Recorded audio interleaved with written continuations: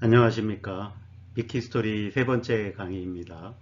이번 강의부터 5차례에 걸쳐서 미키스토리의 중심 내용이라고 할 수 있는 우주, 지구, 생명, 인류, 문명의 역사를 차례대로 살펴보도록 하겠습니다. 그래서 첫 번째 강의에서는 우주의 역사를 다뤄보도록 하겠습니다. 우주의 역사를 다루려고 하니까 그에 앞서서 이 우주라는 말의 이 의미와 어원이 무엇인지 한번 살펴보면 좋을 것 같습니다. 그래서 우리 선조들도 우주라는 말을 이제 쭉 써왔는데 심지어는 우리 선조들이 보통 글을 이제 배울 때 어릴 때 이 천자문이라는 것을 배우면서 시작을 이제 했습니다. 그런데 이 천자문에 처음 나타나는 그 구절이 여기 적혀 있는 이 한자들인데 읽어보면 이 천지현황, 우주홍황, 일월영축, 신숙열장. 그래서 이 하늘은 검고 땅은 누르며 우주는 넓고도 크다. 그러니까 해와 달이 차고 기울며 별은 자리를 잡아 늘어서 있다.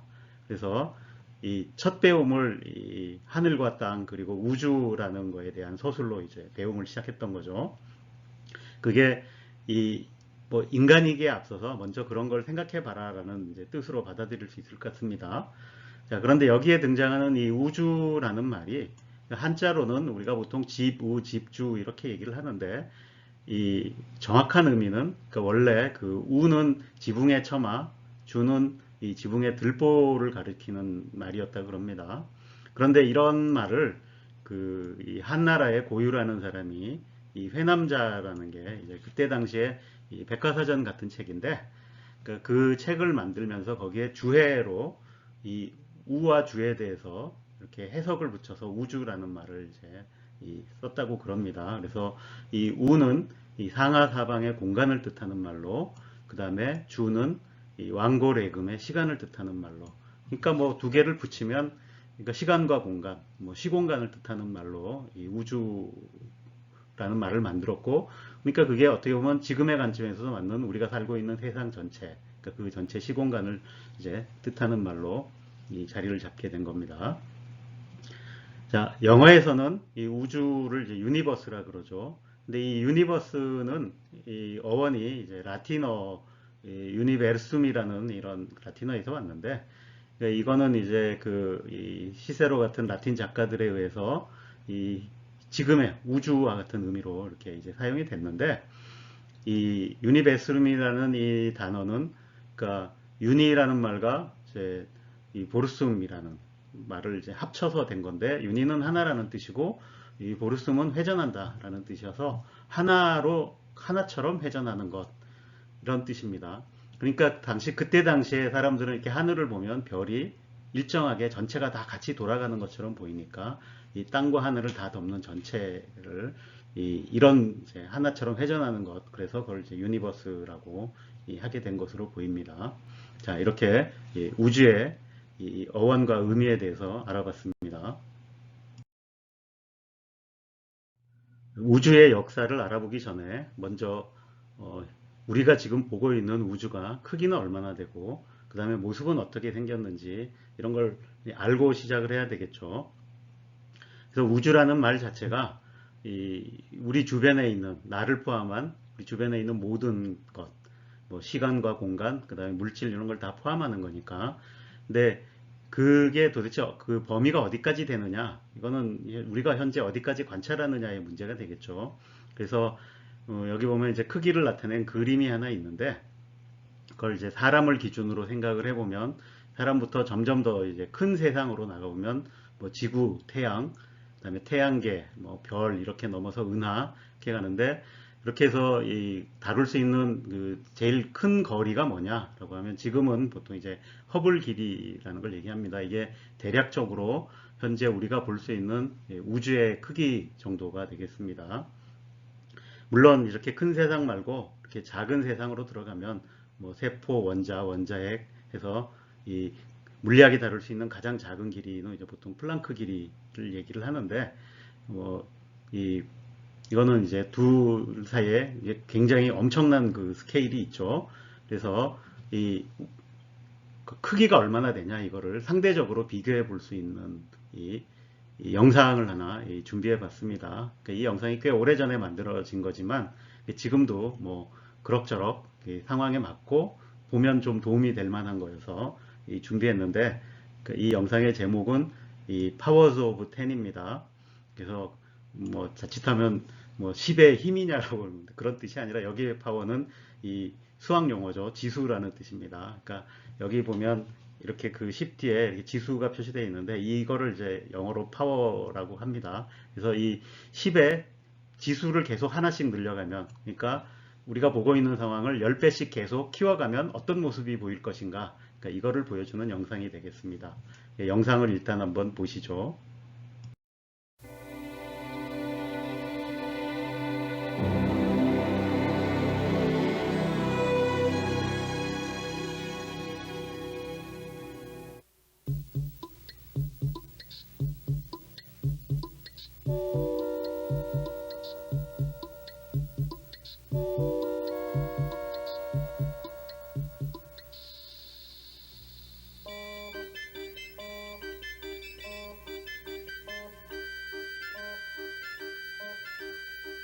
The picnic near the lakeside in Chicago is the start of a lazy afternoon, early one October.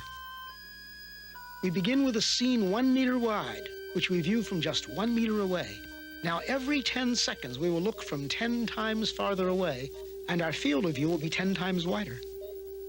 This square is 10 meters wide, and in 10 seconds the next square will be 10 times as wide. Our picture will center on the picnickers, even after they've been lost to sight. 100 meters wide.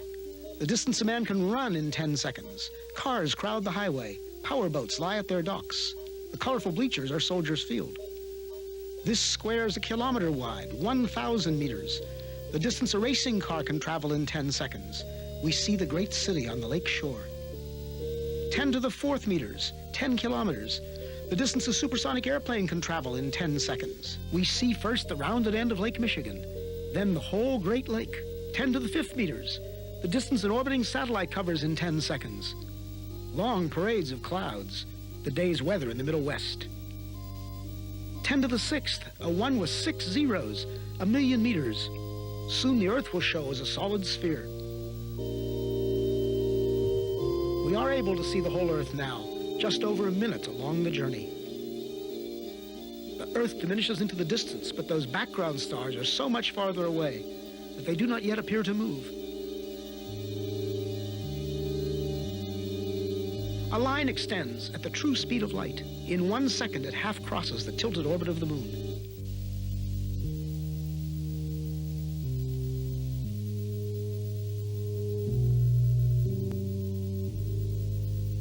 Now we mark a small part of the path in which the Earth moves about the Sun. Now the orbital paths of the neighbor planets, Venus and Mars, then Mercury. Entering our field of view is the glowing center of our solar system, the Sun, followed by the massive outer planets, swinging wide in their big orbits.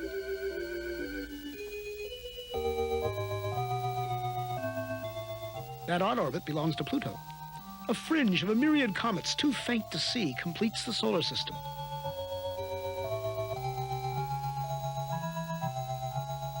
Ten to the 14th. As the solar system shrinks to one bright point in the distance, our sun is plainly now only one among the stars. Looking back from here, we note 4 southern constellations, still much as they appear from the far side of the Earth. This square is 10 to the 16th meters, 1 light year, not yet out to the next star. Our last 10-second step took us 10 light years further. The next will be 100. Our perspective changes so much in each step now that even the background stars will appear to converge.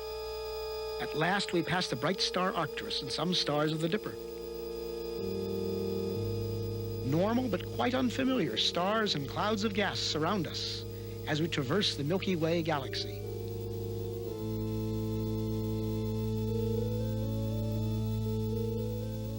Giant steps carry us into the outskirts of the galaxy. And as we pull away, we begin to see the great flat spiral facing us. The time and path we chose to leave Chicago has brought us out of the galaxy along a course nearly perpendicular to its disk.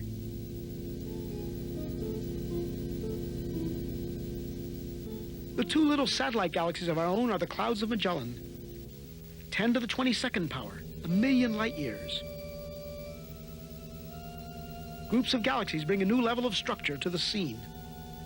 Glowing points are no longer single stars, but whole galaxies of stars seen as one. We pass the big Virgo cluster of galaxies among many others, 100 million light years out.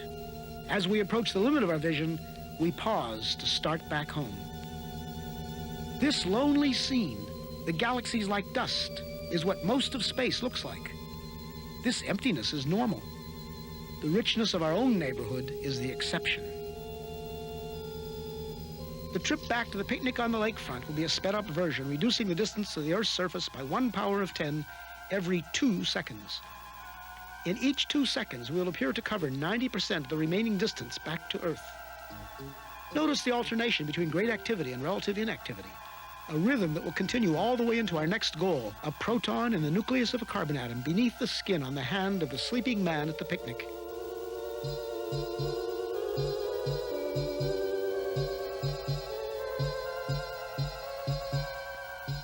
Ten to the 9th meters, 10 to the 8th, 7, 6, 5, 4, 3, 2, 1. We are back at our starting point. We slow up at 1 meter, 10 to the 0 power. Now we reduce the distance to our final destination by 90% every 10 seconds, each step much smaller than the one before.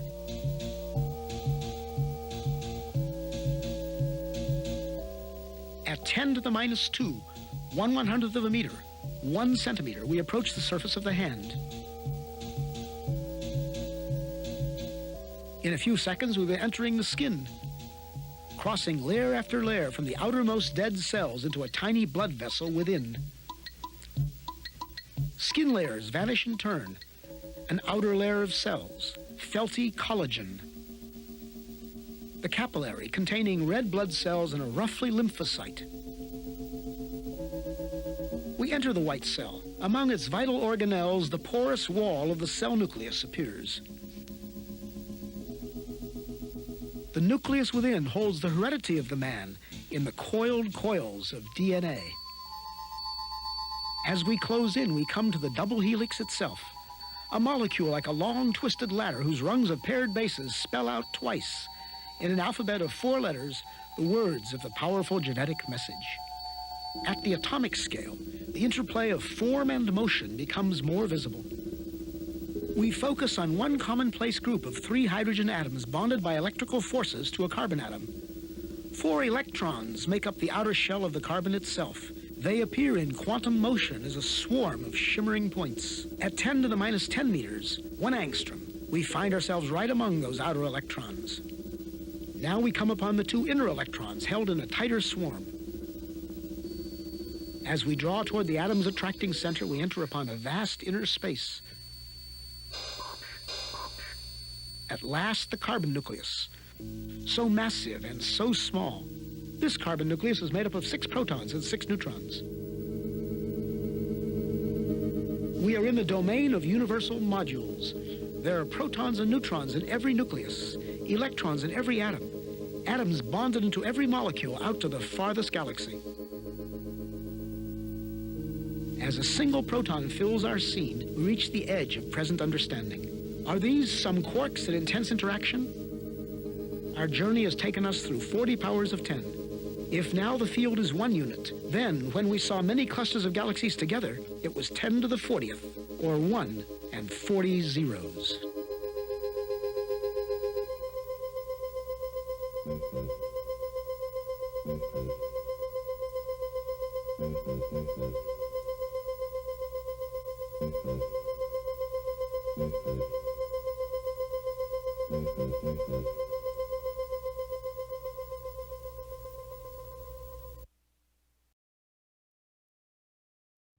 영상을 통해서 현재 우리가 관측할 수 있는 우주의 크기가 어느 정도 큰지 감을 좀 잡으셨는지 모르겠습니다.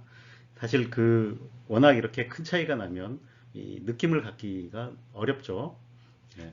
하지만 이제 자꾸 대하다 보면 조금은 익숙해질 수도 있습니다. 자, 이렇게 우리 우주가 인간의 스케일에 비해서는 굉장히 크다라는 것을 이제 여러분들이 느꼈을 거라고 봅니다. 자, 다음으로 그래서 이 크기는 알았으니까 그러면 그 안에 있는 우주의 모습, 이 모습이라고 하는 건 결국 우리 우주의 물질들, 우리 같은 물질이어도 좋고 뭐 아니면 다른 물질들이 어떻게 분포하고 어떤 형태를 가지고 있나 뭐 이런 거를 이제 물어보는 거죠. 그래서 이거를 지금 이제 20세기에 이런 관측들이 굉장히 이전 세대에 비해서 굉장히 빨리 발전해서 그래서 거의 지난 100년간 이 우주의 모습에 대해서는 우리가 그 이전 세대에 비해서 굉장히 많은 걸 알게 됐습니다. 그래서 그거를 뭐 구구절절히 다 설명하기는 어려우니까 그래서 여기 그거를 전체적으로 보여줄 수 있는 이 그림을 한 장 이제 찾아왔습니다. 그래서 이게 이제 그 그림인데 이제 이 그림을 보면서 뭐 이게 무엇인지 이제 설명을 해보도록 하겠습니다. 자, 우리는 우주를 관찰하는데 당연히 지구 밖으로 돌아다니면서 관찰하기는 어렵죠. 그래서 이 지구에서만 봅니다. 근데 어떻게 보냐면 그 바깥에 있는, 그러니까 보통 천체라고 부르죠. 그 천체에서 오는 빛을 관찰을 해가지고 그걸로부터 전부 유출을 하는 거죠. 사실 이게 굉장히 어렵습니다. 왜냐하면 가보지 않고 그냥 빛만 봐서 오는 건데 그 중에 가장 어려운 게 뭐냐면 그 거리를 알아내는 겁니다. 그러니까 저게 빛이 오는데 저 빛이 오는 그 별이라든지 은하라든지 이런 거에 거기까지 거리가 얼마나 되는지를 알아야 그걸 3차원 이제 이 입체로 이렇게 그려낼 수 있는데 그게 굉장히 어려웠죠. 그렇지만 이거를 어렵게 이렇게 극복을 해서 20세기에는 어느 정도 이제 그 천체들까지의 거리도 알아내게 되고 하면서 이제 지금 보여주는 이런 우주의 모습을 그릴 수 있게 된 겁니다. 근데 여기서 이제 한 가지 유의해야 될 게 우리가 보는데 사용하는 이 빛이라는 것이 이 속력이 유한하다라는 겁니다. 그래서 20세기에 그 특수상대성이 이제 만들어지면서 이 빛의 속력이라는 게 이 단지 빛의 속력이 아니라 이게 우리가 가질 수 있는 어떤 한계 속력이다라는 걸 이제 알게 됐고, 그래서 결국 빛의 이 속력이 굉장히 빠르긴 하지만 유한하다라고 하는 것이 결국 이 제약을 좀 주겠죠.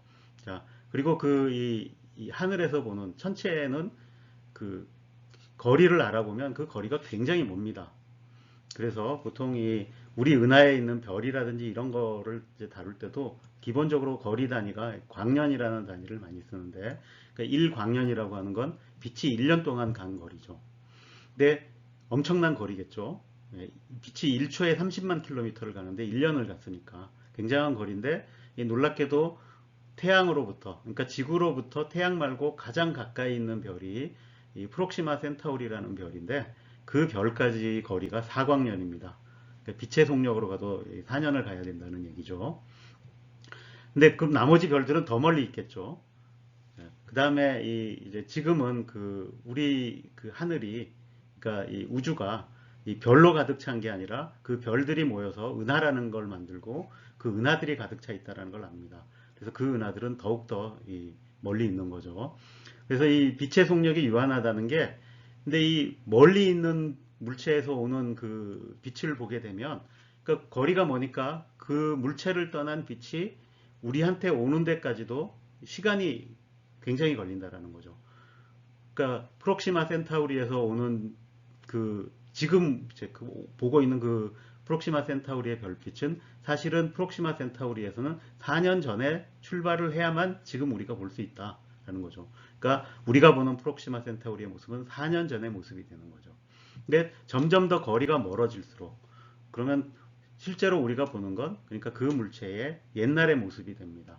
자, 가장 가까이 있는 이 은하가, 이제 우리에서 가장 가까운 큰 은하가 안드로메다 은하인데, 뭐 안드로메다 은하는 250만 광년 떨어져 있다 뭐 이러면, 그러니까 우리가 보는 안드로메다는 250만 년 전에 안드로메다의 모습이다. 뭐 이제 이런 거죠. 그래서 우리가 보는 모습이, 그러니까 이렇게 거리가 먼 걸 이렇게 그림을 그리면 사실은 그러니까 시간 여행을 하는 거랑 똑같습니다. 그러니까 멀면 멀수록 그 더 옛날의 모습을 이제 보게 된다라는 거고, 그 다음에 이제 이 그림에 보면 이렇게, 그러니까 여기 지구를 중심으로 이렇게 이 반지름 방향으로 나가면서 점점 멀어질수록 그 우리 우주의 옛날 모습을 보는 건데, 이게 그림을 그릴 때 이 로그 척도로 그렸습니다.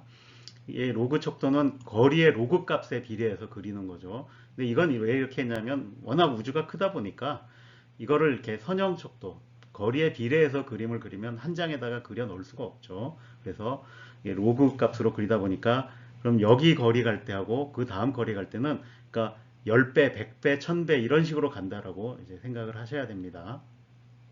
자, 그거를 염두에 두고 이제 우주의 모습을 한번 살펴보면, 우리가 지금 여기 있죠. 그러니까 이게 태양계의 모습을 그린 겁니다. 이게 지구를 중심으로 태양이 있고, 여기 뭐 작게 보이지만 목성도 보이죠. 이렇게 해서 조금 더 가면 이제 태양계를 벗어나겠죠. 그럼 태양계 바깥으로 나가면 이제 별들의 세상이 펼쳐질 겁니다. 네, 아까 얘기했듯이 태양계의 크기하고 여기 거를 이 선형으로 비례해서 계산하면 안 되고, 여기 바깥에 나오면 이제 로그 스케일로 가니까 막 10배, 1000배 이런 식으로 간다라고 생각을 하셔야 됩니다. 그러면 여기 보이는 이 희뿌연 것들은, 그러니까 우리 은하에 있는 이제 별의 모습을 이제 그린 게 되겠죠. 그렇게 해서 쭉 가다 보면 결국 우리 은하의 끝자락, 별이 있는 끝자락이 나올 거고, 거기를 더 벗어나면 이 우리 은하 밖에 있는 이제 외부 은하들의 모습이 보입니다. 지금 여기 이렇게 그려져 있는 것들이 이제 외부 은하고, 아마도 이게 우리 은하에서 가장 가까운 이제 그 안드로메다 은하 사진 같은데, 그러니까 이렇게 돼 있고 더 먼 은하들이 있는 거죠. 그래서 여기서 더 멀어져 가면은 여기 있는 이런 작은 점들은 다 이 은하를 나타내는 거죠. 근데 이 정도 오면 이제 이 은하들의 옛날 모습이 되는 겁니다. 그러니까 이 은하가 만들어진 지 얼마 안 됐을 때 그 모습들을 점점 보게 되고, 자, 그래서 이 더 멀리 가면 어떻게 되냐면 이제 은하가 형성되는 단계까지 이제 우리가 그 모습을 보게 되는 거죠. 만약 우리가 여기서 더 볼 수 있다면 그 다음에 여기 이렇게 막 이 숲을 더미처럼 보이는 것들이 있는데, 이게 뭘 표현한 거냐면 이제 이 먼 옛날에 이 별들이 처음 생겨날 때 이제 그때를 이렇게 이 그림으로 나타낸 겁니다. 그래서 여기에 보면 이 빨간색 그 맨 처음에 나타나는 이렇게 그 띠들이 있죠. 그러니까 요 경계선이, 그 전에는 별이라는 것이 없다가 요때 처음으로 별들이 만들어졌다라는 걸 이제 표시하는 겁니다. 그래서 그 별들이 이제 진화를 막 하다가 다시 그 별들이 모여서 은하들이 만들어지고 뭐 이런 과정이 있는 거죠. 자, 그런데 여기 보면 이 까만색 띠가 있죠. 그죠? 그 사이에. 그 다음에 보면 또 빨간색 그 띠가 하나 더 있습니다. 요 바깥에 있는 요 빨간색 띠는 뭘 나타낸 거냐면, 아주 옛날에 별도 없었고, 그 전에는 이 우리 우주에 이제 뭐 수소 원자하고 이제 우주, 그러니까 복사라고 하는 빛이 이제 돌아다녔는데, 처음에는 이 빛과 원자가, 그러니까 원자를 이루는 이제 양성자 전자들이 서로 이렇게 강하게 묶여 있다가 빅뱅, 나중에 이제 빅뱅이 나올 텐데, 그 빅뱅이 있고 나서 한 이 38만 년 정도 후에 이게 분리가 됩니다. 그러니까 이 빛과 이 양성자 전자가 분리되고, 양성자와 전자는 수소 원자가 만들어지는 그런 과정이 일어나는데, 그걸 이제 우주 배경 복사 분리, 또는 이게 이제 빛이 마지막으로 여기 그 원자에서 그러니까 이 전자에서 떨어져 나온다 그래서 마지막 산란면이라고 부르는 이제 그 면이 되겠습니다. 이게 이 면이 중요한 거는, 이게 우리가 빛으로 볼 수 있는 가장 먼 우주예요. 요 면을 넘어가면은 이제 그때부터는 이 빛이 이 전자하고 강하게 결합을 하고 있어서, 그러니까 우리 쉽게 얘기하면 우리 우주가 이 빛이 통과를 잘 못해요. 그래서 이 너머를 빛을 통해서는 못 보고 다른 방식으로 이제 봐야 되는 문제가 생깁니다. 자, 그래서 요 마지막 산란면이라는 면을 더 넘어가면 이제 여기는 우주에 이제 이 양성자, 전자 이런 것들, 더 나중에 가면 이제 더 그 질량이 큰 입자들이 많이 생겨나는 그런 게 되고, 맨 마지막 바깥에 이 까만 선은 이게 이제 빅뱅을 나타내는 경계선이 되겠습니다. 이게 이 현재 우주론에 따르면, 그리고 우리의 관측에 따르면, 그러니까 우리가 볼 수 있는 우주는 유한하다라는 거죠. 그러니까 이 말이 우주 자체가 유한하다라는 뜻은 아닙니다. 우주는 무한할 수 있어요. 그렇지만 우리가 볼 수 있는 우주, 그러니까 우리가 본다라는 건 결국 그 우주에 있는 물체로부터 빛이 나와서 우리한테 와야 되는데, 그 빛이 올 수 있는 시간이 유한합니다. 그러니까 그 얘기는 뭐냐면 우리 우주의 역사가 유한하다는 얘기죠. 그 시간이 유한하기 때문에 우리가 볼 수 있는 우주도 유한하고, 그래서 이 빅뱅이 있던 요 전까지밖에 이제 못 본다라는 거죠. 이렇게. 그래서 이제 이렇게 보면 전체적인 이제 우주의 모습이 그려집니다. 그래서 뭘 알 수 있죠? 내가 이렇게 점점 멀리 가면 갈수록 이 모습이 바뀌어 간다라는 걸 이제 알 수 있습니다. 그래서 이 우주는 시간에 따라 모습이 변해왔다라는 것을 이제 알 수 있어요. 자, 반면에, 자, 내가 이 반지름 방향으로 가면 모습이 계속 변하는데, 그 주어진 반지름에서 내가 이렇게 원을 그리면서 보면 어떻게 되나요? 지금 여기 우리 은하도 보면 이렇게 보고, 그 다음에 저 바깥에 가서 원을 그리면 그 원에 있는 모습은 거의 같다라는 걸 알 수 있습니다. 근데 이 원이 뜻하는 건 뭐냐면, 그러니까 우리가 지구에서 어느 방향을 보느냐를 하는 거죠. 근데 이 거리가 멀면 시간은 달라지는데 어느 방향은 그 같은 시간에서 또 그 다른 공간을 보고 있는 거죠. 근데 그 공간의 모습은 굉장히 비슷해 보이죠. 그러니까 결국 이게 뭘 뜻하는 거냐면, 그러니까 시간적으로는 우주가 계속 변해왔지만 공간적으로는 우주는 어디나 다 같은 모습이다 라는 겁니다. 그렇죠? 그러니까 지금 이 같은 시간에 있는 우주의 모든 것은 다 비슷비슷하다라는 거죠. 물론 이제 우리는 이 지구라는 물질이 많은 데 살지만, 이제 뭐 은하 밖에 정도 큰 스케일로 이렇게 보면 우리 우주는 어디나 다 은하가 골고루 퍼져 있고 뭐 이렇다. 그래서 우리 우주의 공간적인 모습은 어디나 다 같다라는 것을 이제 보여주는 그림이 되겠습니다. 자, 그림 한 장만 가지고 우주 전체의 모습을 설명하려니까 이 말이 길어졌습니다. 그래서 어쨌든 그래도 이 그림이 그 지난 100년간 우주를 관측해서 알아낸 우주의 모습을 한 장의 그림으로 잘 표현한 거니까 한번 유심히 잘 되새겨서 살펴봐 주기 바랍니다. 우주의 모습도 알아봤으니까 이제 이 광활한 우주 안에서 우리는 과연 어디에 있는가라는 것을 한번 알아보겠습니다. 그래서 그 앞에서 살펴봤듯이 우리는 이 지구에 살고 있죠. 근데 이 지구라고 하는 건 또 이 태양계에 이렇게 이제 속해 있는 행성의 하나입니다.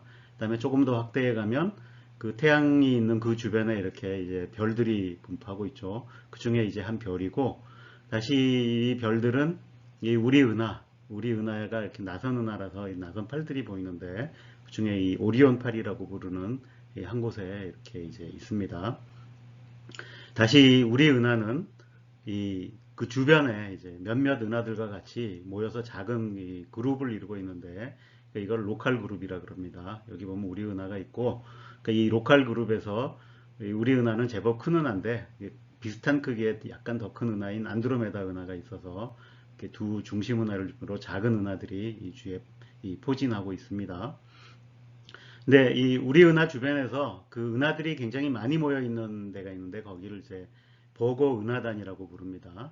그래서 그 처녀자리 은하단이라는 얘기죠. 그래서 거기서 우리는 살짝 떨어져서 좀 그 변두리에 산다고 보면 됩니다.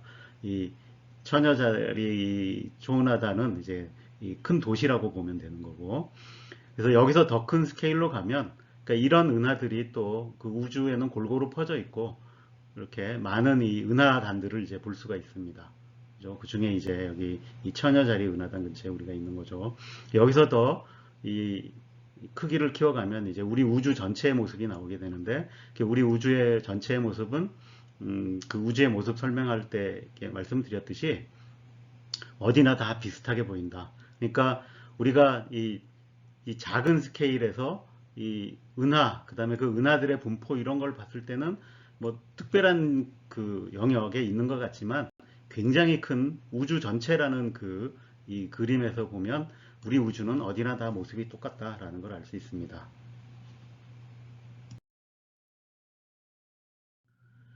앞에서 본 그림을 바탕으로 그 우주에서의 우리 위치를 이제 주소로 쓸 수 있죠.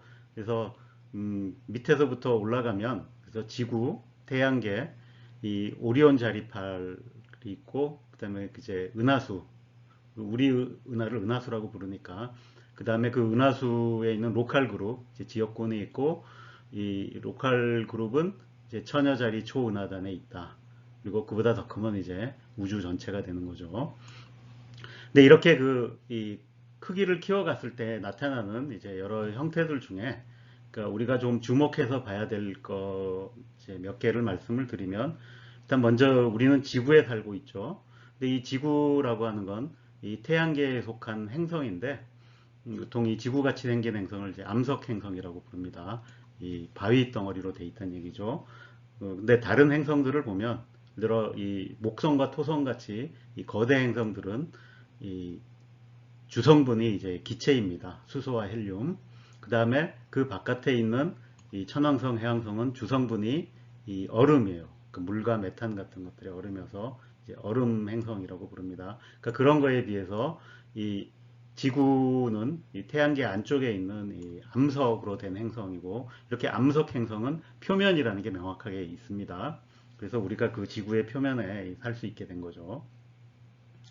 그 다음에 이 지구는 이제 태양계의 행성이라 그랬죠. 이 태양계는 이 태양과 그 이제 부속 그 천체들 뭐 이런 건데 이 태양을 보면 전형적인 별입니다. 그래서 뭐 크기나 밝기 등에서 전형적인 별이고 8개의 행성과 그 다음에 그 외에 그 행성보다는 좀 작은 이제 많은 수의 위성, 소행성, 해성 등으로 되어 있고 이제 그 태양계의 크기를 보면 보통 이 태양계에서 크기 나타낼 때는 AO 단위라는 단위를 쓰는데 애스트로노미컬 유닛 천문 단위라고 하는데 이게 태양으로부터 지구까지의 거리 1억 5천만 킬로미터인데 이걸 1AU라고 합니다. 그래서 태양계의 크기가 뭐냐는 조금 생각해 봐야 되는데 뭐 행성이 이제 맨 바깥에 있는 행성까지의 거리 그게 이제 해왕성이니까 거기까지는 30AU 그러니까 이 해왕성이 도는 궤도는 지구 궤도의 한 30배쯤 된다고 보시면 되는 거죠. 근데 그 해왕성 밖에도 이 이제 얼음이나 돌덩어리들이 많이 돌아다니는 이 구역이 있는데 거기를 이제 카이퍼 벨트라고 그러고 약 한 50AU 정도에 있고 그다음에 본격적인 경계선이라고 할 수 있는 것 중에 하나가 이제 태양권 계면이라는 게 있는데 이거는 그러니까 이 태양에서 나온 태양풍 물질과 성간 물질들이 이제 만나는 곳 두 개가 비슷해지는데 그게 이제 대략 한 100AU쯤이 있고 그다음에 그 밖에 그럼 아무것도 없느냐? 뭐 그 물질로는 이제 태양의 물질이라고 하기는 할 수 있기 간단치는 않지만 어쨌든 그 이 태양의 중력에 잡혀 있는 이제 그 또 많은 뭐 돌덩어리, 얼음덩어리 같은 것들이 있는 구역이 있다고 예측이 되고 있습니다. 그걸 이제 오르트그룸이라고 하는데 그렇게 하면 훨씬 먼 거리까지 이제 도달하게 됩니다. 그래서 대충 태양계라는 게 이제 그러니까 별과 행성 우리는 이렇게 생각하지만 또 이렇게 딸린 식구들이 조금 더 있다 이렇게 생각하시면 될 것 같습니다. 그 다음에 그 별들도 별이 좀 많이 모인 데가 있고 적게 모인 데가 있고 하지만 뭐 그거는 뭐 지금 우리 얘기에서는 그렇게 중요한 것 같지 않으니까 그 다음으로 크기를 계속 키워갔을 때 나타나는 이 중요한 그 구조물이 바로 이제 은하라는 겁니다. 그래서 이 우리 그러니까 태양 자체도 이 은하계에 있는 변두리에 있는 뭐 아주 변두리는 아니고 은하는 이렇게 그 우리 은하는 이 나선 은하라 그래서 이 대략 그 1000억 개의 별이 모여 있는데 어떤 형태로 모여 있냐면 이렇게 디스크 형태로 그러니까 공 모양이 아니라 이렇게 디스크 형태로 모여 있고 그러니까 별들이 많이 모여 있는 이제 원판이 있다라는 거죠. 그래서 이 원판에 이제 그 중간쯤 되는데 우리 태양이 위치하고 있습니다. 그래서 그 우리 은하 전체의 크기는 이렇게 여기 나온 그 별 원반의 지름이 대략 10만 광년 이 정도 되고 이제 예전에는 그 별 원반이 은하에 다라고 생각했는데 지금은 그 별 원반 바깥으로 이 암흑 물질로 만들어진 이제 공 같은 이 후광이 있다. 그러니까 영어로는 헤일로라 그러는데 예, 그거는 있다라는 건 아는데 뭐 크기가 어느 정도까지인지는 이제 확실히 확인은 되고 있지 않습니다. 그래서 이렇게 그 이 별들이 많이 모인 이제 은하가 있고, 그 다음으로 가면 그 은하들이 많이 모이는 아까 은하단들이 있다라는 거 봤죠. 그 다음에 그 은하단들이 또 더 많이 모여 있는 데를 이제 초은하단 이렇게 부르고, 이제 뭐 천여자리 초은하단 봤습니다. 그러니까 그걸 더 넘어가면 이제 이 우리가 볼 수 있는 우주 전체가 이제 이 드러나게 되는 겁니다. 그래서 다시 한번 우리가 볼 수 있는 우주 전체의 모습을 설명을 드리자면, 그러니까 공간적인 모습을 봤을 때는 그러니까 굉장히 큰 거리, 우주 전체로 봤을 때는 어디나 같은 모습을 띠고 있구나. 그러니까 특별히 은하가 많고 은하가 적고 뭐 이런 게 아니라 골고루 퍼져 있는 것 같은데, 그렇지만 내가 조금 이제 이 자세하게 작은 스케일에서 들여다보기 시작하면 그런 이 분포들이 어디는 많고 어디는 적고 하는 것들이 있다라는 거죠. 그러니까 이런 거를 이제 이 우주 거대 구조라 그럽니다. 아까 봤듯이 초은하단이라는 것도 있고 은하단이라는 것도 있고, 뭐 그다음에 이제 작게는 은하 자체도 어떻게 보면 거기만 특별히 이제 물질이 많은 거죠. 그다음에 시간적인 모습을 보면 우리 우주는 팽창을 하고 있습니다. 이거는 나중에 다시 왜 이렇게 생각을 하느냐, 뭐 과학적인 증거가 뭐냐에 대해서 조금 더 설명을 드릴 거고, 어쨌든 이 팽창하고 있다라는 사실 때문에 이 시간에 따라 모습이 변하고 있다. 그거를 앞에서 우리가 그림에서 조금 자세히 설명을 드렸죠. 자, 이게 현재 우리가 보는 이제 우리 우주의 모습이고, 그다음에 그 안에 우리는 어디에 위치해 있는가, 그러니까 이거를 이제 설명을 드렸습니다. 자, 우리 우주는 어떻게 생겨났는가를 과학에서는 어떻게 얘기하고 있나를 알아보도록 하겠습니다. 그래서 이 우주의 기원과 진화 뭐 이런 걸 연구하는 거를 이 과학에서는 이제 우주론이라고 부릅니다. 그러니까 그 우주론 중에 이제 현대 우주론이라고 부르는 건 20세기에 와서 성립된, 근데 약 한 이제 100년 정도 된 거죠. 그래서 그 100년 사이에도 많은 발전이 있어서 지금 이제 21세기에 그 우주론은 우리 우주의 기원과 진화에 대해서 어떻게 얘기를 하고 있나, 이거를 좀 이제 살펴보도록 하겠습니다. 어쨌든 이 현대 우주론에 따르면 이 138억 년 전에 우주가 탄생했다고 그럽니다. 그럼 어디서 어떻게 탄생했느냐에 대해서는 모르겠다라고 얘기를 합니다. 아니, 어떻게 생겼는지를 모르는데 그럼 138억 년 전에 생겼다라는 건 어떻게 아느냐? 네, 그거는 이제 이 추론을 통해서 아는 겁니다. 그러니까 우리가 우리 우주가 팽창하고 있다라는 건 안다고 그랬죠. 그래서 현재 관찰한 모습이 있고 팽창을 하면서 변해온 모습을 봤잖아요. 그래서 그 팽창하는 우주를 현재의 모습부터 과거로 이렇게 딱딱 맞춰서 거슬러 올라가 볼 수가 있어요. 그러니까 역사를 추적해서 거꾸로 가는 거죠. 그렇게 해서 과거로 계속하면, 그러니까 우리가 볼 수 있는 우주 저 너머까지 이렇게 엑스트라폴레이션, 그러니까 외삽을 해볼 수 있다라는 거죠. 그러니까 그렇게 외삽을 해보면 그 유한한 시간에 뭔가 이 특이한 곳에 도달을 하게 된다라는 거예요. 그 특이한 곳은 그러니까 과거로 가면 갈수록 온도도 높아지고 에너지 밀도도 높아져서 그게 마침내 무한대에 도달하는 지점에 도달하더라. 그러니까 그렇기 때문에 이제 이런 지점을 이 특이점, 그러니까 싱귤레러티라고 부릅니다. 근데 물리적으로는 불가능한데 거꾸로 추적해 보면 그런 점에 가버린다라는 거죠. 그리고 그게 유한한 시간에 도달한다는 거예요. 그 시간을 계산해 보니까 이 138억 년 전이더라. 그래서 그 시점에 무슨 일이 있었는지 모르지만 그걸 우주의 시작으로 생각할 수 있겠다. 그래서 그러면 이제 현재 우주의 나이는 이 138억 년이구나 라고 얘기를 할 수가 있습니다. 근데 또 하나 특이한 거는 현재 우리 우주의 모습이 우리 우주가 어디나 다 비슷하고 똑같다 그랬죠. 근데 이거를 과거로 이렇게 거슬러 올라가면 갈수록 더 똑같아야 돼요. 그죠? 그러면 우리 우주는 그럼 시작부터 현재 우리 우주가 똑같다라는 걸 설명하려면 그 우주가 시작할 때는 완벽하게 공간적으로 어디나 다 똑같아야 돼요. 근데 사실 이거는 조금 설명하기 어려운 이제 문제점을 낳게 됩니다. 그래서 이런 것들을 이렇게 특이점이 존재하고 우리 우주가 시작을 했는데 굉장히 다 똑같은 데서 시작하고 온도도 다 똑같고 뭐 왜 뜨겁게 시작을 했는지 이렇게 그러면서 점점 이제 식어왔는지 이런 거를 이제 이게 쉽게 설명이 안 되더라라는 거죠. 근데 물론 그렇게 시작을 했다라고 하면은 그 다음부터 팽창을 하면서 현재의 모습이 만들어졌다. 이거는 설명이 잘 됩니다. 근데 왜 그렇게 시작했냐가 설명이 안 되니까 이거를 설명하는 이제 이 뛰어난 아이디어가 1980년대에 등장을 했습니다. 그게 이제 급팽창 이론이라는 겁니다. 그래서 영어로는 이제 인플레이션이라 그러는데 뭐 경제학에 나오는 인플레이션과는 다른 의미로 여기서 인플레이션은 팽창을 굉장히 이제 빠르게 했다라는 뜻으로 쓰는 겁니다.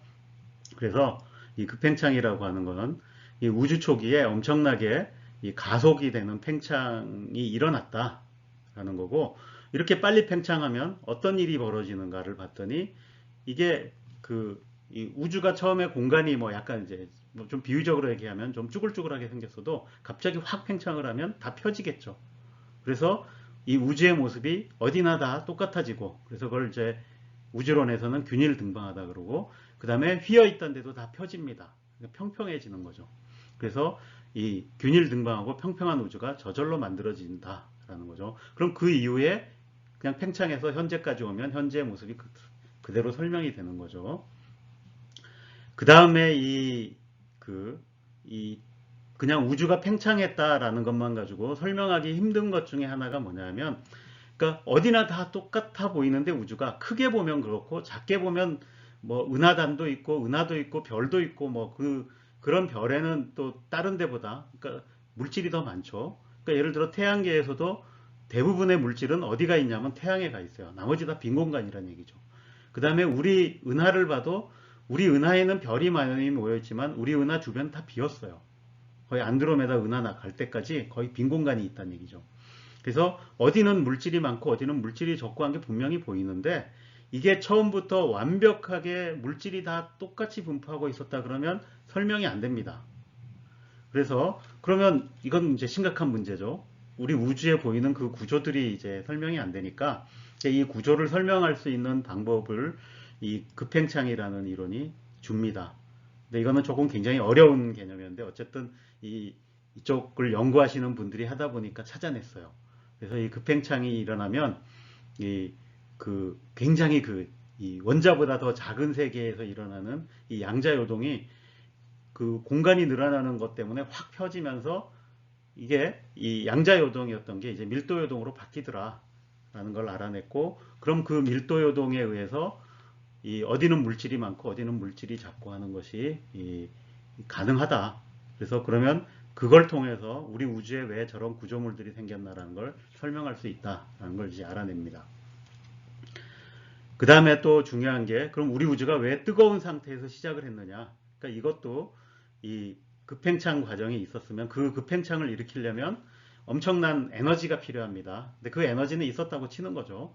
그래서 그 에너지가 급팽창이 끝나고 나면은 우리가 알고 있는, 그러니까 표준 모형에 나오는 소립자들로 다 바뀐다.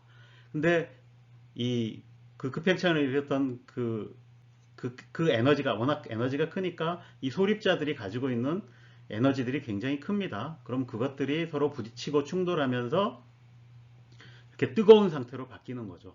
이걸 이제 다른 책이나 우주론에서는 이제 재가열이라는 말로도 많이 쓰는데, 그냥 사실은 재가 왜 붙었는지 모르는데 그냥 가열이라고 봅니다. 우주가 그때 가열돼서 뜨거워졌다. 그러니까 이런 것까지 다 설명을 이제 할 수 있다라는 거죠. 그래서 지금은 거의 이제 표준 우주론에서는 이 우주에 지금과 같은 팽창이 있기 전에 급팽창이 한번 있었다라는 것까지 표준 이론으로 받아들이고 있습니다. 이 급팽창 이후에는 우주의 팽창이 조금 느린 속도로 이제 일어납니다. 그러면서 팽창의 속도가 줄어갑니다. 그러니까 이걸 감속 팽창이라고 그러죠. 이렇게 쭉 감속이 되다가 이제 근래에 와서는 다시 이 팽창하는 속도가 빨라지고 있다라는 게 이 최근의 관측 결과입니다. 어쨌든 그러니까 대부분의 시간은 그러니까 이 팽창이 점점 느려져 왔다라고 볼 수 있는 거죠. 그래서 그 급팽창이 끝난 이후에 이렇게 팽창하는 우주를 설명하는 이론을 이제 빅뱅 이론이라고 부릅니다. 사실 이 빅뱅 이론이라는 이름은 급팽창이라는 생각, 그 아이디어가 나오기 전에 붙여진 이름이었고, 근데 그냥 이렇게 팽창하면서 이 우주가 바뀌어가는 거, 그러니까 이거를 이제 설명하는 모형이었던 거죠. 그래서 이 빅뱅 이론의 내용은, 그러니까 우리 우주는 이 고온의 이 소립자들의 이제 여기서 열탕이라 그랬는데, 이걸 보통 다른 용어로는 이제 플라즈마라고도 부릅니다. 이런 플라즈마 상태로 우주가 가득 메워진 상태로 시작을 했다라는 거죠. 근데 우주가 팽창을 해요. 그럼 어떤 일이 벌어지냐면 이 뜨거웠던 이 플라즈마 상태가 온도가 내려갑니다. 그러니까 식는다는 얘기죠. 이렇게 식으면은 그러니까 그 플라즈마의 상태, 그러니까 물질의 상태가 바뀝니다. 그러니까 온도가 높을 때의 상태와 온도가 낮을 때의 상태가 다르다는 얘기죠. 그게 이제 우주의 변화를 만들어내는 거죠. 그래서 이 온도가 내려가면서 어떤 일이 일어나는가를 이제 살펴보는 게 결국 우리 우주의 역사를 살펴보는 가장 중요한 내용이 되겠습니다.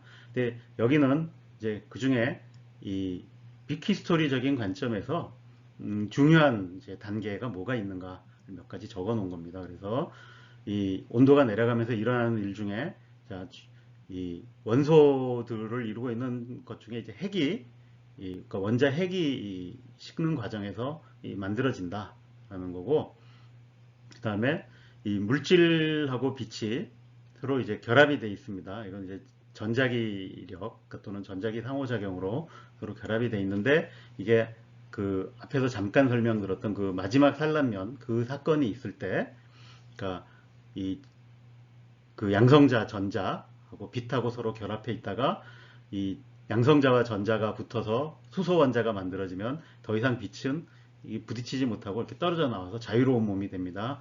이게 이제 이 빛이 분리가 되는 건데, 그 물질로부터. 그럼 이때가 또 중요한 이유는 이렇게 빛이 떨어져 나가야 이 물질들이 이제 그 우리가 보는 물질들의 구조 형성이 시작될 수 있습니다. 그래서 이때부터 시작해서 이 물질이 뭉쳐서 우리가 보는 우주 구조, 은하단, 은하, 별 이런 걸 이제 만들 수 있게 된다라는 겁니다. 그 다음에 그러니까 이런 과정을 쭉 설명하려다 보니까 그러니까 우리가 알고 있는 그러니까 표준 모형에서 다뤘던 그런 물질들, 그러니까 쉽게 얘기하면 그냥 원자 핵이나 전자 같은 것만 가지고는 이 우주에 팽창하면서 일어나는 일을 제대로 설명을 할 수가 없더라. 그래서 이 1990년대, 그러니까 80년대부터 90년대, 그 다음에 이제 21세기로 넘어오면서 이 많은 우주론 학자들이 결국 우리 우주에는 지금은 잘 모르지만 앞으로 밝혀야 될 두 가지 물질이 더 들어있는 것 같다. 그래서 이 암흑 물질이 있어야 되고 이 암흑 에너지가 있어야만 잘 설명할 수 있겠다라는 얘기를 이제 하게 됩니다. 그럼 우리 우주가 얼마나 팽창했나라는 거를 뭐 잠깐 설명을 드리고 넘어가는 게 좋을 것 같아요. 근데 아까 우주의 크기 얘기를 했는데, 그러니까 그 크기라고 하는 건 정확하게 얘기하면 현재 볼 수 있는 우주의 크기입니다. 그렇죠? 그러니까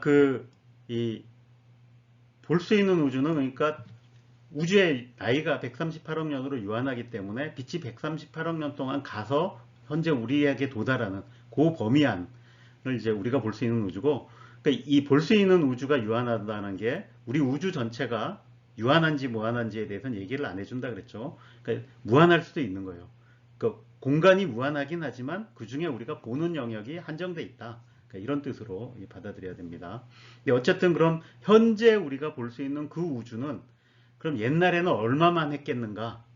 그럼 이제 우주가 계속 팽창을 했으니까 옛날엔 더 작았단 얘기죠.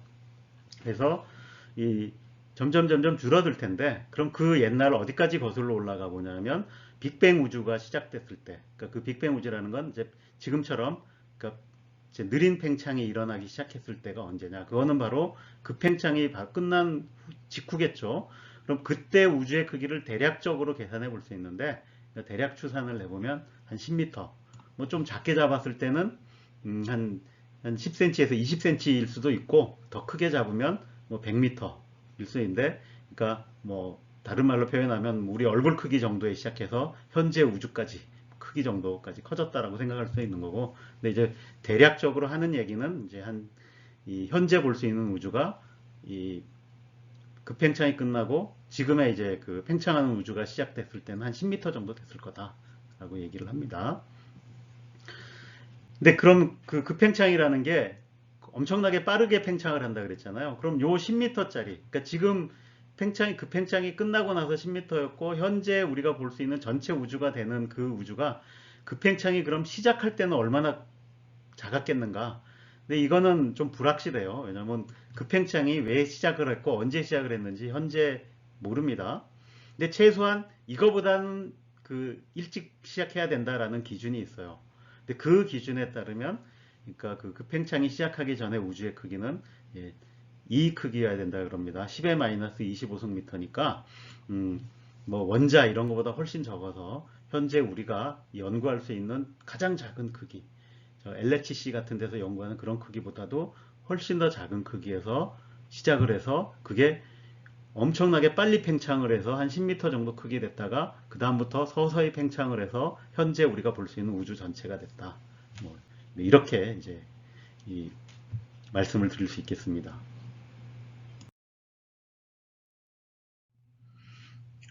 자, 그러면 이렇게 팽창하면서 식어가는 우주에서는 구체적으로 어떤 일들이 일어났는지 알아보도록 하겠습니다. 그래서 처음에 시작, 이제 팽창이 끝나고 우주가 이제 뜨거운 우주로 바뀐다 그랬죠. 이렇게 가열이 돼서. 그러면 가열된 다음에 일어나는 일들을 이제 일어나는 사건 순서대로 이렇게 쭉 적어놨습니다. 여기 좀 색깔이 흐린 거는 이런 게 있었을 거라고 짐작은 하고 있는데 실제로 있었다는 증거는 없는 것들. 그리고 여기 이 첫 번째 그래서 이 세 힘이 분리되는 이제 대통일 상전이라는 게 있는데 이거는 이론적인 근거도 지금 많이 희박해진 뭐 그런 게 되겠고, 그다음에 나머지 것들은 이런 게 반드시 있어야 될 것 같은데 있었다는 증거를 찾기는 어려운, 그러니까 고고학적 증거는 없는 그런 거 같은 거죠. 그래서 이 물질과 반물질의 비대칭성이 생겨나야 되고, 그 다음에 이 전자기학 상전이라는 거는 이제 이걸 통해서 힉스 보손이 이 질량을 얻고, 그 다음에 이 약보손들이 질량을 얻고, 그 외 다른 모든 입자들이 질량을 얻는 그런 과정이 일어납니다. 그 다음에 이 QCD라고 하는 건 강한 상호작용을 설명하는 이론인데 이것도 역시 상전이가 일어나서 이거는 이 바리온의 질량을 부여합니다. 이 두 개가 다 질량을 부여하는데 우리에게 더 중요한 질량을 부여하는 건 사실 이 과정입니다. 그러니까 바리온의 질량을 부여함으로써 양성자, 중성자가 무거워지고 그래서 원자들의 질량의 대부분을 차지하는 핵의 질량을 주게 되는 거죠.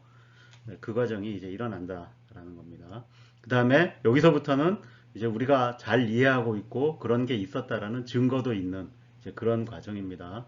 이 양력의 분리라는 거는 우리가 소립자 표준 모형 할 때 세 가지 힘이 있었다 그랬죠. 강력, 양력, 전자기력 있는데 그 중에 양력이 제일 약한 힘인데 이 양력에 의해서 이렇게 상호작용을 하는 그런 입자들이 이 플라즈마, 열탕에서부터 떨어져 나가게 됩니다. 그래서 이 중성미자가 이제 이 열탕으로부터 떨어져 나가고 이 중성미자가 떨어져 나가면서 어떤 일이 생기냐면 이 양성자하고 중성자가 이제 핵을 만드는 중요한 구성입자들인데 이게 구성 B가 그 전까지는 이제 거의 1대1로 있다가 요 시점을 전후해서 비율이 조금 달라집니다.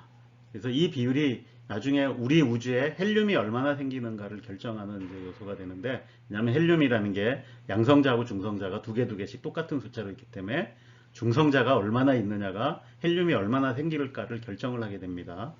그래서 근데 그 비율이 이제 이때 이거는 근데 이 양성자 중성자가 바뀌는 게 약 상호작용에 의해서 일어나기 때문에 이때 이 비율이 결정된다라는 거고, 그 후에 대략 한 이제 1초 정도 됐을 때 우주의 나이가 이 헬륨 핵이 이제 본격적으로 만들어지기 시작합니다. 그래서 이거를 이 빅뱅 핵합성이라고 부릅니다. 우리 우주에서 보는 대부분의 헬륨, 뭐 거의 다라고 봐도 돼요. 헬륨은 이 빅뱅 핵합성을 통해서 만들어진다라고 보면 됩니다. 그 다음에 그 후에 한참 시간이 흐르면 이제 우주가 복사하고 물질로 이제 구성이 되어 있는데, 복사는 이제 빛 같은 거, 굉장히 가벼운 물질. 그냥 빛이라고 보시면 돼요, 이 시기에는. 그 다음에 여기서 물질은 이제 양성자라고 보시면 됩니다. 근데 이거가 이 양성자들의 이 에너지 밀도가 훨씬 큰 상태를 유지하다가 어느 시점이 되면 아니, 반대로 얘기를 했네요. 그러니까 이 복사의 에너지가 항상 더 계속 우주는 이제 더 커왔는데, 그러니까 어느 시점이 되면 이제 그 복사의 에너지 밀도보다 물질의 에너지 밀도가 더 커지는 역전 현상이 일어나게 됩니다. 근데 이 역전이 이제 중요한 이유는 이렇게 돼야만 물질이 우주를 지배하고, 그다음에 그 물질만 이 구조가 성장을 할 수 있어요. 그러니까 밀도 요동이 점점 더 이제 자랄 수 있다는 얘기죠. 그게 자라야만 나중에 이제 우리 이 은하라든지 별이라든지 이런 걸 만들어낼 수 있기 때문에 이제 이게 중요한 단계가 됩니다. 그 다음에 이 복사하고 물질이 이 분리되는 시점이 있다 그랬죠. 이게 마지막 산란면이라는 말로 표현했고, 이때 그러니까 그 떨어져 있던 양성자와 전자가 만나서 수소 원자가 만들어지면서 이 빛하고 분리가 된다. 그러니까 이걸 이제 우주 배경 복사 분리라 그러고, 또 이것이 이제 여러 가지 중요한 이제 역할을 하는데, 그 중에 하나는 이때 떨어져 나온 이 수소 원자들이 이때부터 이제 구조 성장을 시작을 할 수가 있어요. 자, 여기 보면 이 복사물질 에너지 밀도 역전될 때도 구조 성장이 시작된다 그랬는데,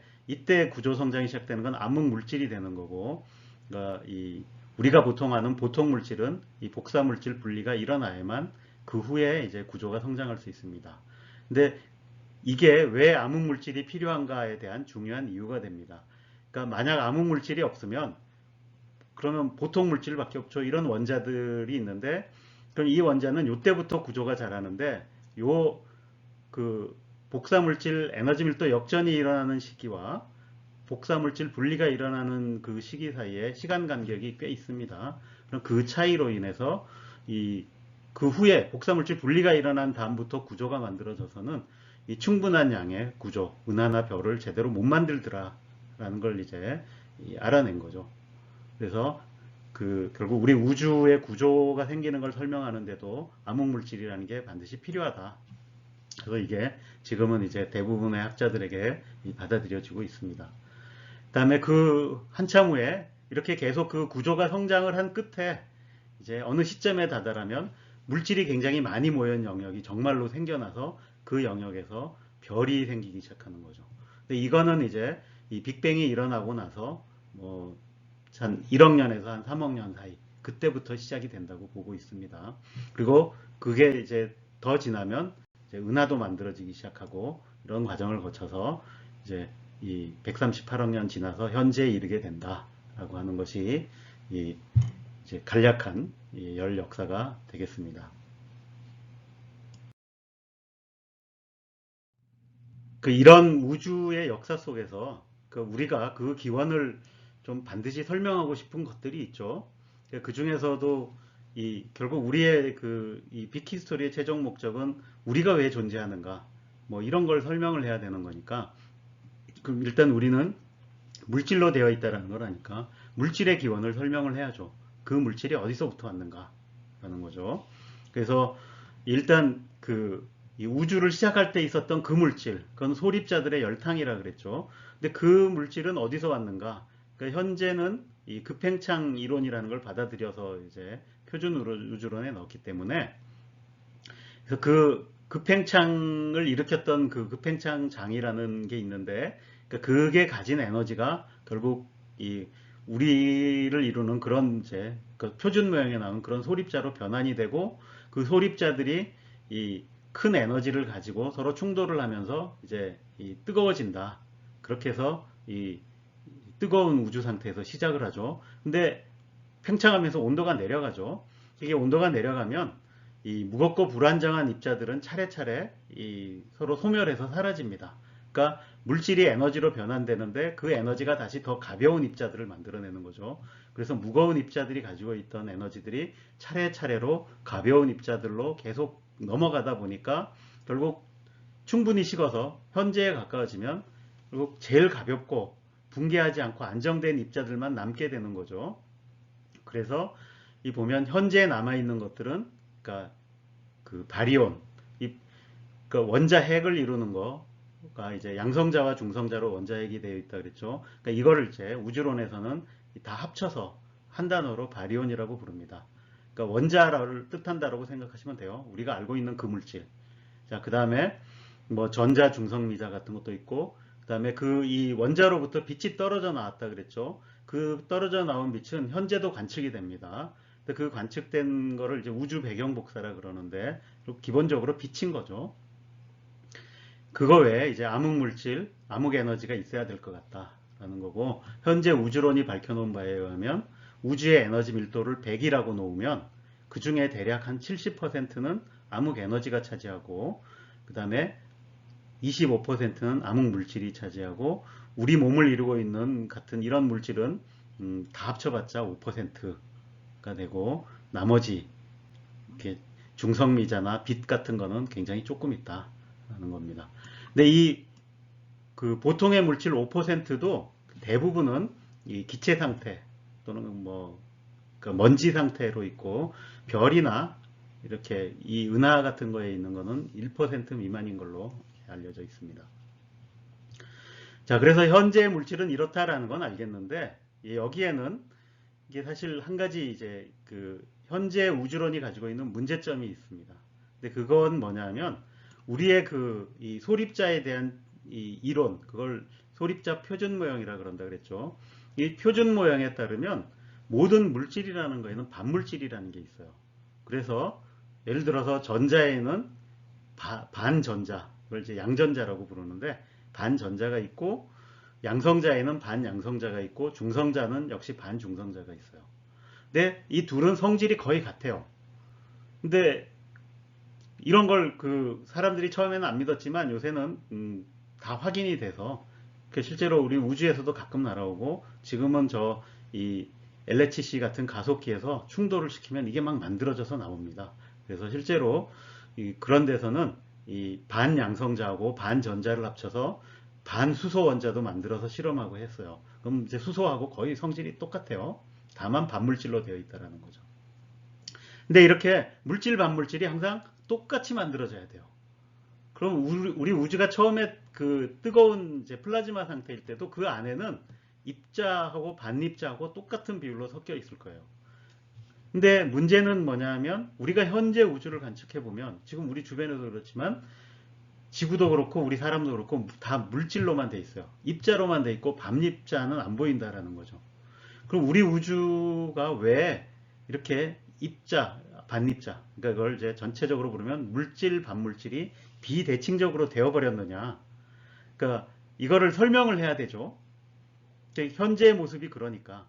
근데 우리의 이론, 표준 우주론하고 거기에 이제 그 표준 우주론이 근거하고 있는 입자물리 표준 모형에 따르면 이게 너무 거기에서는 이 입자, 반입자 대칭성이 만들어지기가 힘들다라는 거예요. 그래서 이거를 설명하려고 이제 그 표준 모형을 확장한 여러 모형이라든지 표준 우주론에서 벗어난 다른 우주론 같은 거를 이제 이 학자들이 제안은 하고 있는데, 아직도 뭐가 그럴듯한 건지는 잘 모르고 있어요. 그래서 정직하게 얘기하면 사실 왜 물질만 남아있고 반물질은 어디로 사라졌는가를 아직까지는 제대로 설명을 못하고 있다라고 해야 될 것 같습니다. 이 빅히스토리적인 관점에서 보면 이 물질의 기원을 설명하는 것만큼이나 이 구조의 기원을 설명하는 것도 중요합니다. 물질이 우주 전체에 골고루 퍼져 있다라면 정말 심심한 우주가 되죠. 아무 일 없는 우주가 될 거예요. 근데 뭔가 거기서 재미있는 일, 그러니까 별이 만들어지고 그 별에 있는 행성에서 생명이 탄생하고 하는 건 결국 어디는 물질이 많고 어디는 물질이 적고 하면서 물질이 한 군데 모여야만 그런 재미난 일이 있을 수 있다는 거죠. 그래서 이거를 설명을 해야 된다라는 거죠. 그럼 이 구조라는 건 왜 우주에 만들어졌겠는가 라는 건데, 앞에서 우리가 그 급팽창 과정을 이제 설명하면서 이게 그 급팽창이 그런 역할을 할 수 있다라는 얘기를 했었죠. 그래서 이 급팽창이라는 게 이 우주가 엄청나게 빠르게 팽창하면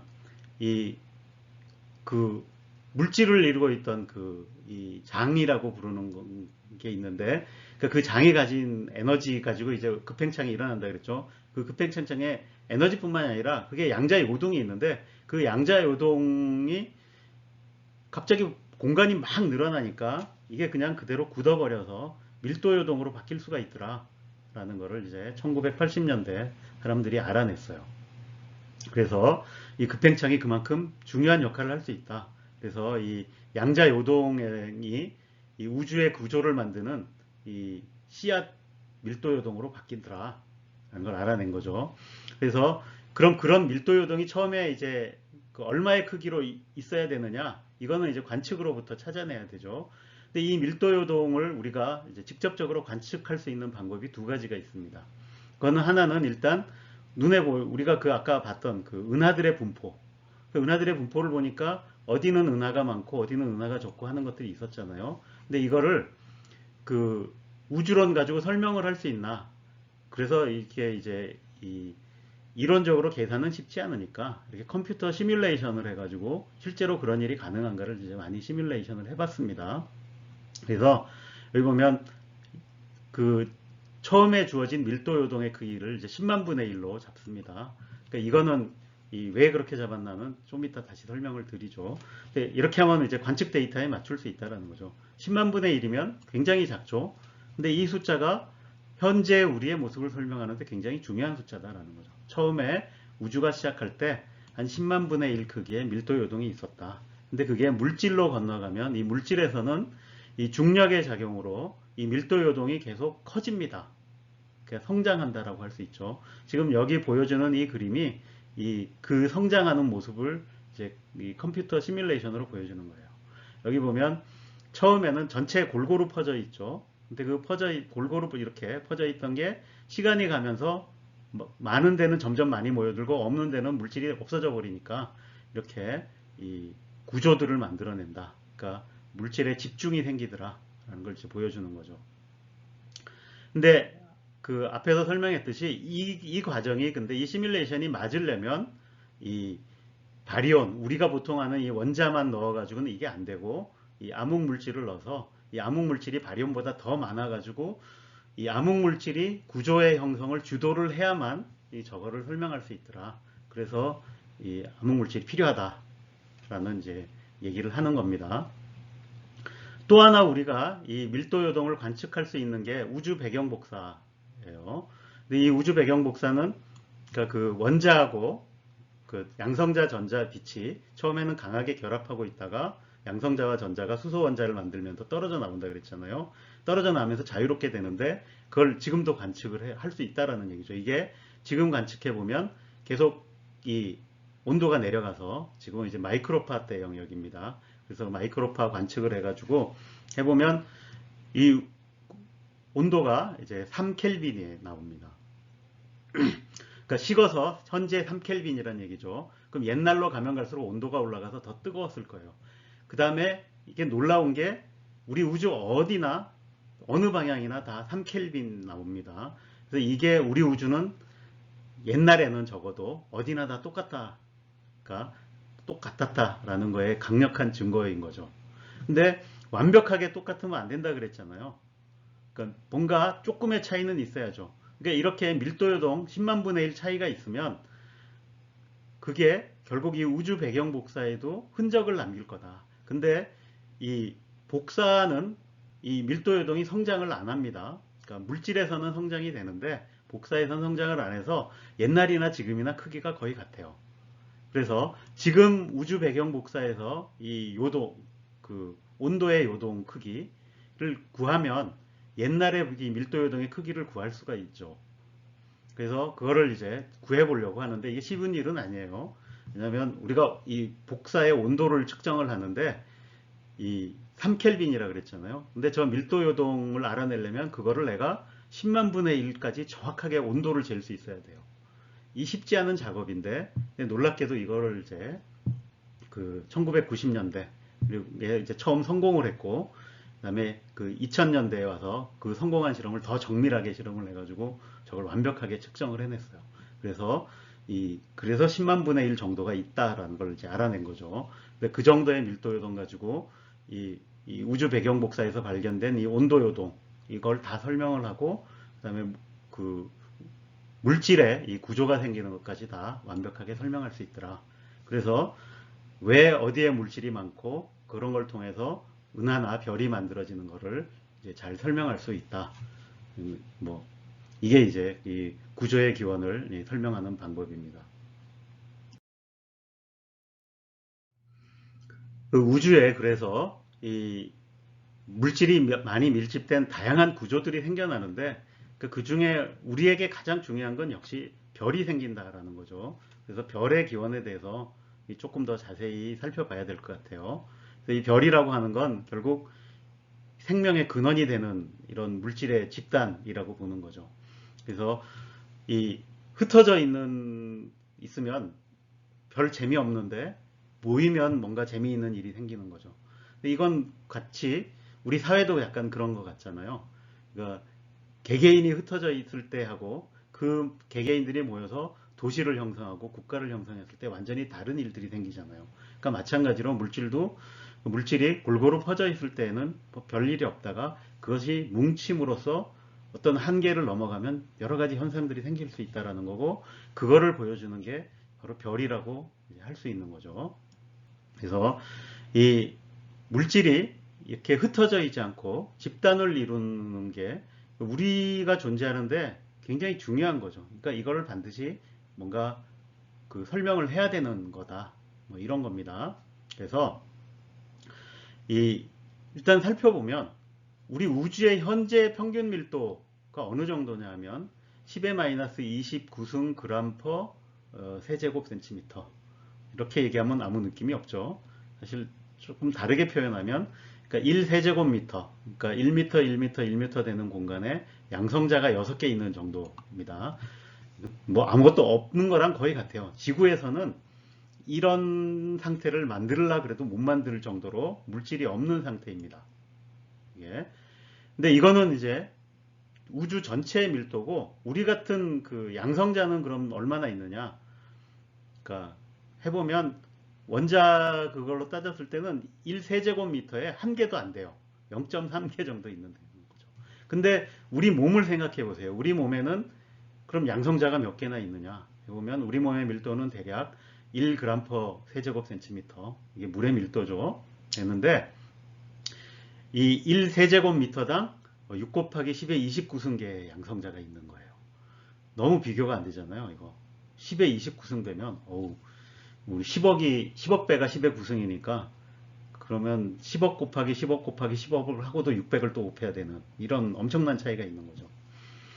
그래서, 이렇게 많이 모여 있다라는 거는 그러니까 굉장히 특별한 겁니다. 그래서, 물질이 왜 모이는가를 설명을 해야 되는 거죠. 근데 이 설명을 앞에서 구조가 왜 생기는가, 그래서 설명을 했죠, 대충. 그거는 밀도가, 그러니까 우주 그 물질의 이제 밀도가 완벽하게 균일하지 않고 요동이 좀 있다. 근데 한 10만 분의 1 요동만 있어도 이 중력의 작용으로 그게 계속 성장을 해가지고 현재의 모습을 다 설명을 할 수 있다라는 거죠. 근데 이렇게 그런 밀도 요동이 중력이 계속 작용하면 계속 무한히 커지느냐? 뭐 그렇진 않을 것 같죠. 생각을 해봐도.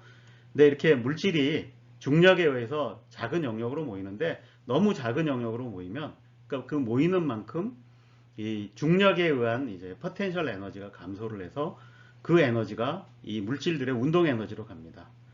그러니까 뭐 쉽게 설명을 하자면 이게 뭐하고 똑같으냐면 저 물체를 하나 굉장히 높은 곳에서 떨어뜨리는 거랑 똑같은 거예요. 그러니까 이게 지구하고 이 물체가 가까워지는 거잖아요. 지구하고 가까워진 만큼 그 중력에 의해서 가까워진 만큼 이 물체는 어떻게 됩니까? 떨어진 만큼 속도가 빨라지죠. 내려오면서 점점 가속이 돼서 점점 빨라져요. 그래서 이렇게 중력에 의해서 물체가 모일 때도 똑같은 일이 일어납니다. 이렇게 모여들면 중력의 힘을 받아서 모인 거니까 얘네들이 점점 빨라집니다. 근데 빨라져서 이렇게 충돌하다 보면 그게 결국 어떻게 되냐면 이 집단의 온도가 올라가는 거죠. 그러니까 뜨거워진다는 얘기가 됩니다. 예.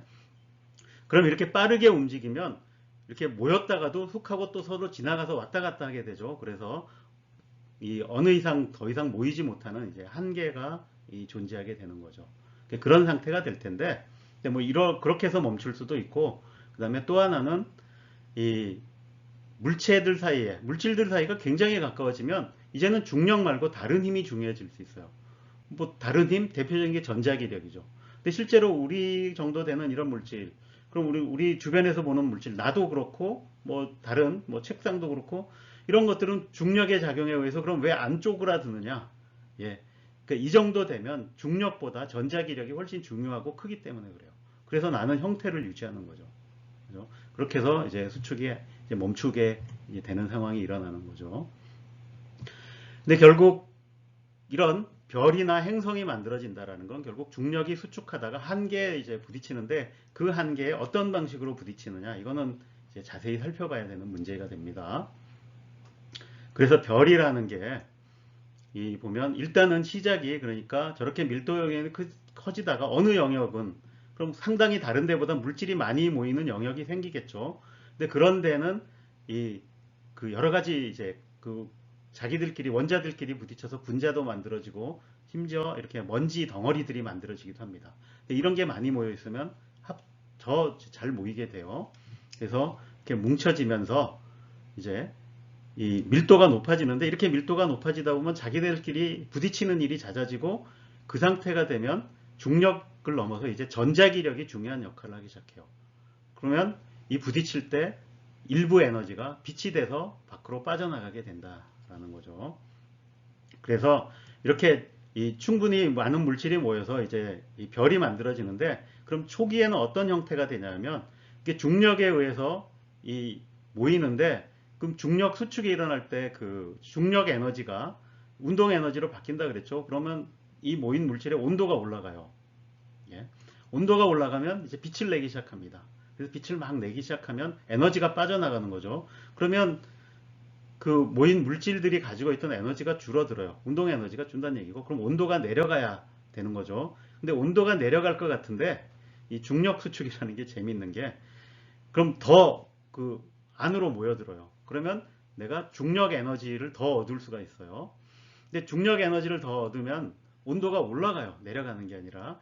그러니까 그 중력 에너지 얻은 것 중에서 절반은 바깥으로 내보내고 빛으로, 나머지 절반은 자기네 온도 올라가는 데 쓰이게 돼요. 그래서 점점 더 뜨거워집니다. 그러면 빛은 더 온도가 올라가면 더 많이 나가겠죠. 그래서 이 과정이 빨라지는데, 그 문제는 이 과정은 그러니까 멈추지 않는다라는 거죠. 그러니까 계속 중력 수축이 이어지고 에너지는 나가고 하면서 점점 작아집니다. 그래서 점점 더 많은 물질이 뭉치게 되는 거죠. 그래서 이런 상태를 이제 꽤 오래 유지를 합니다. 근데 물론 이제 그거는 이제 얼마나 많이 뭉치느냐에 따라 달라지는데, 태양 정도 되면은 이제 이 상태를 몇 천만 년을 이제 갈 수 있다 그래요.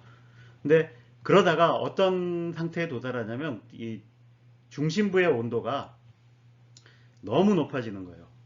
그러니까 이렇게 충분히 높아지면 그 안에서 드디어 이제 전자기력을 넘어서서 이제 심지어 강력이 중요해지는 이 핵융합이 가능해지게 됩니다. 그래서 이 핵융합이 벌어지면 이제 수소 이 핵들이 모여서 헬륨 핵들을 만드는데, 그때 그 만들기는 어렵지만 한번 만들 때마다 큰 에너지가 나와요. 근데 이 에너지가 워낙 양이 많으니까 그게 에너지원이 돼서 뜨거워지는 거죠. 그럼 그때부터는 중력 수축에서 오는 에너지가 아니라 이 핵융합에서 나오는 에너지를 가지고 이게 온도도 높이고 그럼 압력도 생기고 해서 더 이상 중력 수축은 안 일어나는데 빛은 빠져나가죠. 그러면 중력만 있었을 때는 이 빠져나가는 에너지에 의해서 수축이 계속 일어나는데, 여기서는 그 에너지를 핵융합이 보전을 해주니까 안정된 상태가 돼서 계속 이 핵융합이 끝날 때까지는 그 상태에서 계속 빛이 나옵니다. 그러니까 이런 상태에 있는 별을 이제 주계열성이라고 그럽니다. 지금의 우리 태양 같은 경우가 지금 딱 이 상태에 있는 거죠. 그리고 태양은 이 상태에서 이제 100억 년을 이렇게 핵융합을 유지할 수 있다 그럽니다. 지금 한 45억 년 태웠으니까 앞으로도 한 55억 년은 더 핵융합을 유지할 수 있다고 그럽니다. 그래서 별이라는 게 우리에게 중요한 그 집단 또는 뭐 구조물이니까 그걸 조금 더 이해를 해보자면, 그래서 이 별이 어떻게 안정될 수 있느냐, 그리고 그 수축을 하려고 하는 중력과 그 수축을 막아주는 이제 압력이 작용을 해서 그게 균형을 이루면 이제 유지가 되는 거죠. 그래서 이 원시별 같은 경우에는 이 중력 수축에서 얻은 에너지로 압력이 생기긴 하는데, 이 중력 수축이라는 그 특성 때문에 그렇게 해서 얻은 에너지를 계속 내보내면 계속 수축을 해요. 그래서 안정을 이룰 수 없다라는 건데, 근데 그 과정에서 이제 핵융합이 시작되면 핵융합에서 얻은 에너지로 이렇게 그 가열이 되면서 온도와 압력이 생겨서 이제 이 수축을 안 하고 오랫동안 유지를 하게 됩니다. 그래서 보통 우리가 별이라고 하는 건 이 상태에 있는 거죠. 핵융합을 하는 상태. 근데 핵융합이 영원히 계속될 수는 없어요. 왜냐하면 별이 가지고 있는 자원이 한정되어 있으니까. 그래서 그 안에 있는 수소를 다 써버려서 이제 헬륨으로 다 만들어지고 나면 그 다음은 그럼 어떻게 되느냐. 더 이상 또 캐낼 에너지가 없잖아요. 그러면 다시 이 수축을 멈추게 할 게 없으니까 수축하게 됩니다. 더 이제 작아지는 거죠. 근데 이렇게 다시 중력 수축이 일어나면 온도가 더 올라간다 그랬죠. 그러면 온도가 어디까지 올라가느냐. 그거는 이제 물질의 양이 처음에 시작할 때 양이 얼마나 있느냐에 따라 달라집니다. 그래서 이 별의 운명이라고 하는 건 이 별에 처음 시작할 때 그 질량이 좌우를 해요. 그래서 이 질량이 크면 클수록 이 반응들, 핵 반응들이 굉장히 빨리 일어나기 때문에 이게 워낙 고온이 되니까 빨리 일어나서 수명은 굉장히 짧아집니다. 아까 태양 정도 질량이 100억 년 간다 그랬는데 예를 들어서 이 태양 질량의 10배다 그러면 뭐 10분의 1보다 더 많이 줄어듭니다. 그래서 몇 억 년밖에 못 타요. 이제 이런 식으로 되는 거죠. 그리고 다 타고 나면 어떻게 되느냐도 운명이 달라집니다. 그래서 이 태양 정도의 이 별들은 다 타고 나면 이제 이 백색 외성이라는 게 됩니다. 그러니까 이거는 이제 그 헬륨을 만드는 그 핵융합 반응이 끝나면 온도가 올라가긴 올라가는데 그 다음 핵융합 반응을 할 정도는 못 되고 해가지고 핵융합 반응이 멈추면서 이렇게 그럼 계속 중력 수축을 할 것 같은데 그 중력 수축을 이번에는 굉장히 어려운 이제 전자의 그 겹침 압력이라는 게 생겨서 이게 뭐냐고 물어보면 이제 설명하기 굉장히 어려워. 이게 그 양자역학까지 동원을 해야 되는 이제 그런 건데 어쨌든 이거랑 비슷해요. 그러니까 우리가 보통 보는 이 책상이나 우리 같은 물질이 왜 그러면 이 딱딱한 형태를 유지하느냐? 이건 전자들끼리 서로 이렇게 이제 밀어내는 힘, 그러니까 전자기력도 작용을 하고 뭐 이런데 그런 거에 하고 뭐 약간은 관련이 있어요. 그러니까 결국 그런 식의 압력이 이제 생긴다라는 거죠. 그래서 그 압력에 의해서 이제 수축을 안 하고 안정이 되는데 그런 걸 이제 백색 외성이라 그러고 그거보다 약간 더 무거운 별, 특히 이제 중심부의 질량이 중요한데 이게 중심부의 질량이 더 무거워지면 이 전자의 겹침 압력으로는 이제 수축을 못 막았고 더 작은 그러면서 밀도가 더 커진 별이 됩니다. 이건 이제 중성자 별이라고 하는 게 되는데 그 중심부는 전부 중성자로 바뀌어 버려요.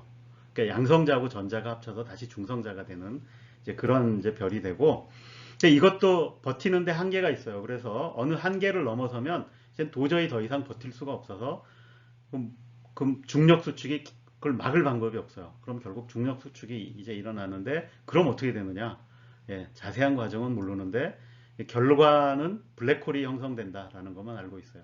그 중간에서 그러면 그 빨려 들어간 수축된 물질들은 어떻게 되느냐 이런 건 이제 잘 모릅니다.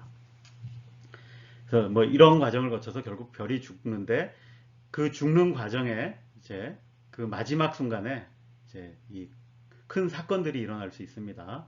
지금 옆에 이 그림을 보면 별의 질량에 따라서 운명이 어떻게 달라지나를 쭉 그려놓은 그림이에요. 그래서 처음 2단계는 똑같죠. 이거는 이제 이 원시별 단계. 이때는 중력 수축으로 이제 빛을 내는 단계고 그 다음에 주계열 별이라고 하는 건 이제 핵융합 반응이 일어나면서 이 에너지를 내는 단계다가 그 다음에 어떻게 되냐 핵융합이 다 끝나고 나면 그게 이제 질량에 따라서 다른 형태를 거쳐서 이렇게 마지막에 이제 폭발을 하는 별들이 있어요. 이렇게 이런 걸 이제 초신성 폭발이라 그럽니다. 그래서 별에 따라서는 이제 이 중성자 별이나 블랙홀이 만들어지고 그럼 그 처음에 가진 질량에 따라 폭발의 위력도 다르겠죠. 이런 폭발이 일어나면 그 원래 별이 가지고 있던 질량 대부분을 바깥으로 퍼뜨리고 중심부만 남아서 중성자 별이 되거나 블랙홀이 됩니다. 그러니까 그럼 대부분 다시 날아간 이 물질들은 어떻게 되느냐? 그게 흩어졌다가 다시 모여서 다른 별이 됩니다. 근데 이 다음 시간에 조금 더 자세히 설명을 하겠지만 이 태양 같은 별도 이렇게 흩어진 이 그러니까 초신성의 잔해에서 생겨난 별이다라는 걸 이제 알 수가 있습니다.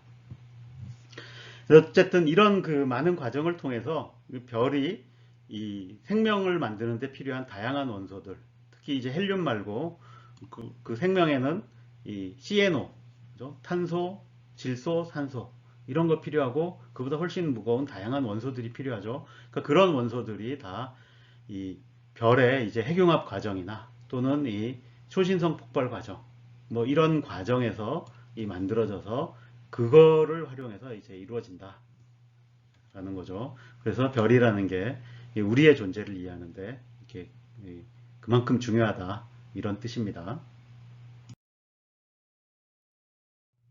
이 원자 핵들이 그러니까 어떻게 만들어지나라고 하는 거를 이제 간략하게 앞에서 설명은 했지만 뭐 약간 더 부연 설명을 하자면 그 우주에서 핵이 만들어지는 공장, 그걸 이제 핵합성 공장이라고 그러면 세 개의 공장이 있어요.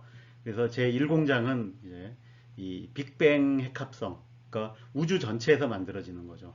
그러니까 이거는 이 헬륨만 만들고 끝나버립니다. 그러니까 그거보다 더 무거운 이 원소들은 못 만들어요. 대신에 이거는 우주 전체에서 일어나기 때문에 이 만들 수 있는 건 다 만들어 버려요. 그래서 현재 우주에서 관찰되는 헬륨의 대부분은 이때 만들어진 거다.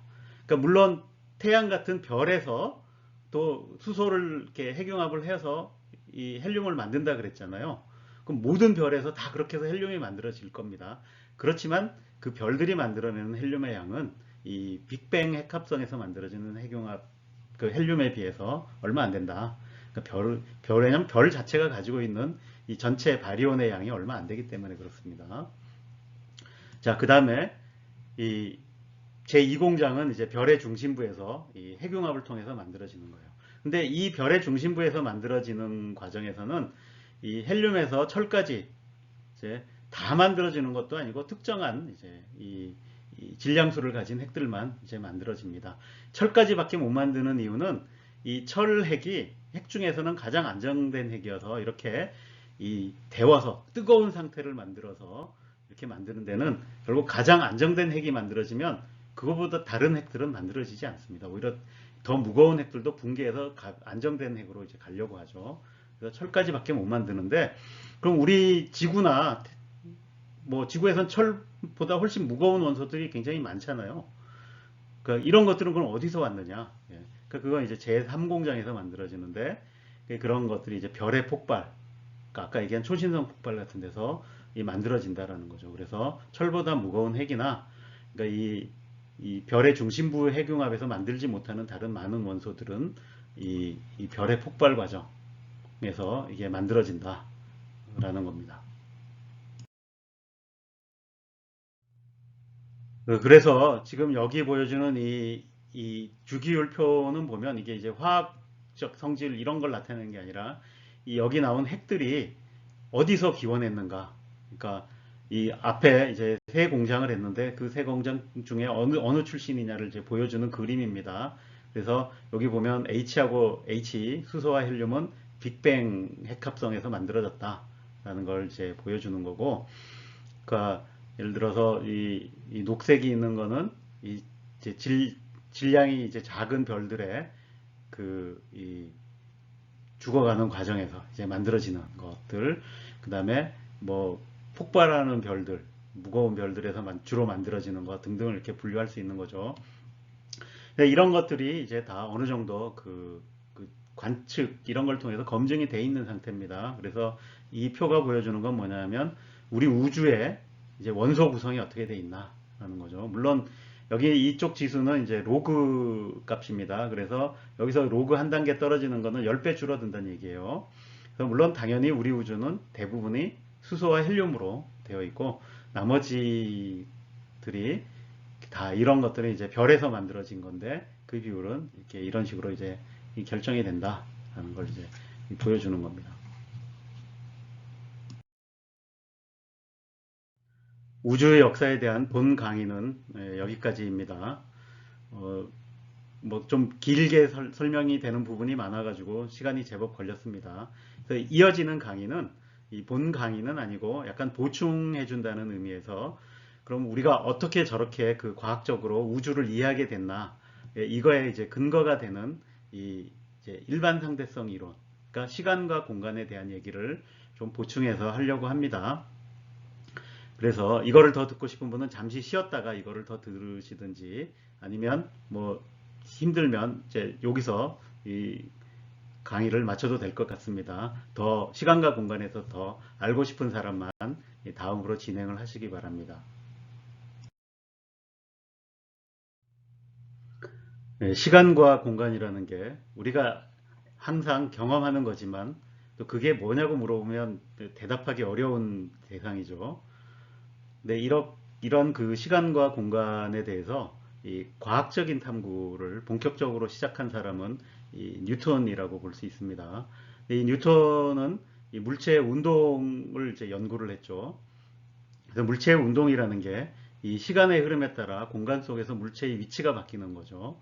그러다 보니까 뭐 시간이 뭐고 공간이 뭐고 이런 것들에 대해서 생각을 해봤어야 되는 거죠, 이제. 근데 뉴턴은 처음에 뭘 생각했냐면 그래서 이 운동이라는 걸 생각하기 전에 그러니까 물체를 다 걷어내는 거죠. 그럼 물체를 다 걷어낸 이 시간과 공간 이런 거를 생각을 했는데 그래서 이걸 이제 절대 시공간이라고 불렀습니다. 그러니까 이 물체가 없어도 이미 그 전에 시간과 공간이라는 게 존재한다라고 생각을 했던 거죠. 그리고 물체를 다 걷어냈기 때문에 그러니까 그런 그 시공간에서는 이, 이 특별한 시점이라는 것도 없고 뭐 특별한 지점 그 다음에 특별한 방향 이런 게 있을 수가 없죠. 그러니까 어디나 다 똑같고 언제나 다 똑같을 거다라고 생각을 했던 거죠. 근데 거기에 더해서 이 뉴턴은 이 운동의 법칙을 이제 세웠는데 그 운동의 법칙에는 가속도가 나옵니다. 그래서 힘을 받은 물체는 이 가속이 된다라고 했는데, 그러니까 가속이 된다는 얘기는 그러니까 속도가 있어도 속도가 변하지만 않으면 가속도는 똑같아요. 그러니까 일정한 속도를 유지한다면 이게 이제 이 운동의 법칙은 똑같이 성립한다.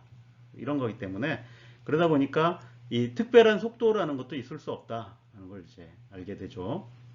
그래서 우리가 관측하는 물체의 속도라는 건 결국 누가 관측했느냐가 문제가 되고 그래서 다 상대 속도고 그 크기에는 제한이 있을 수 없다. 그러니까 무한한 속도도 가능하다라는 거죠.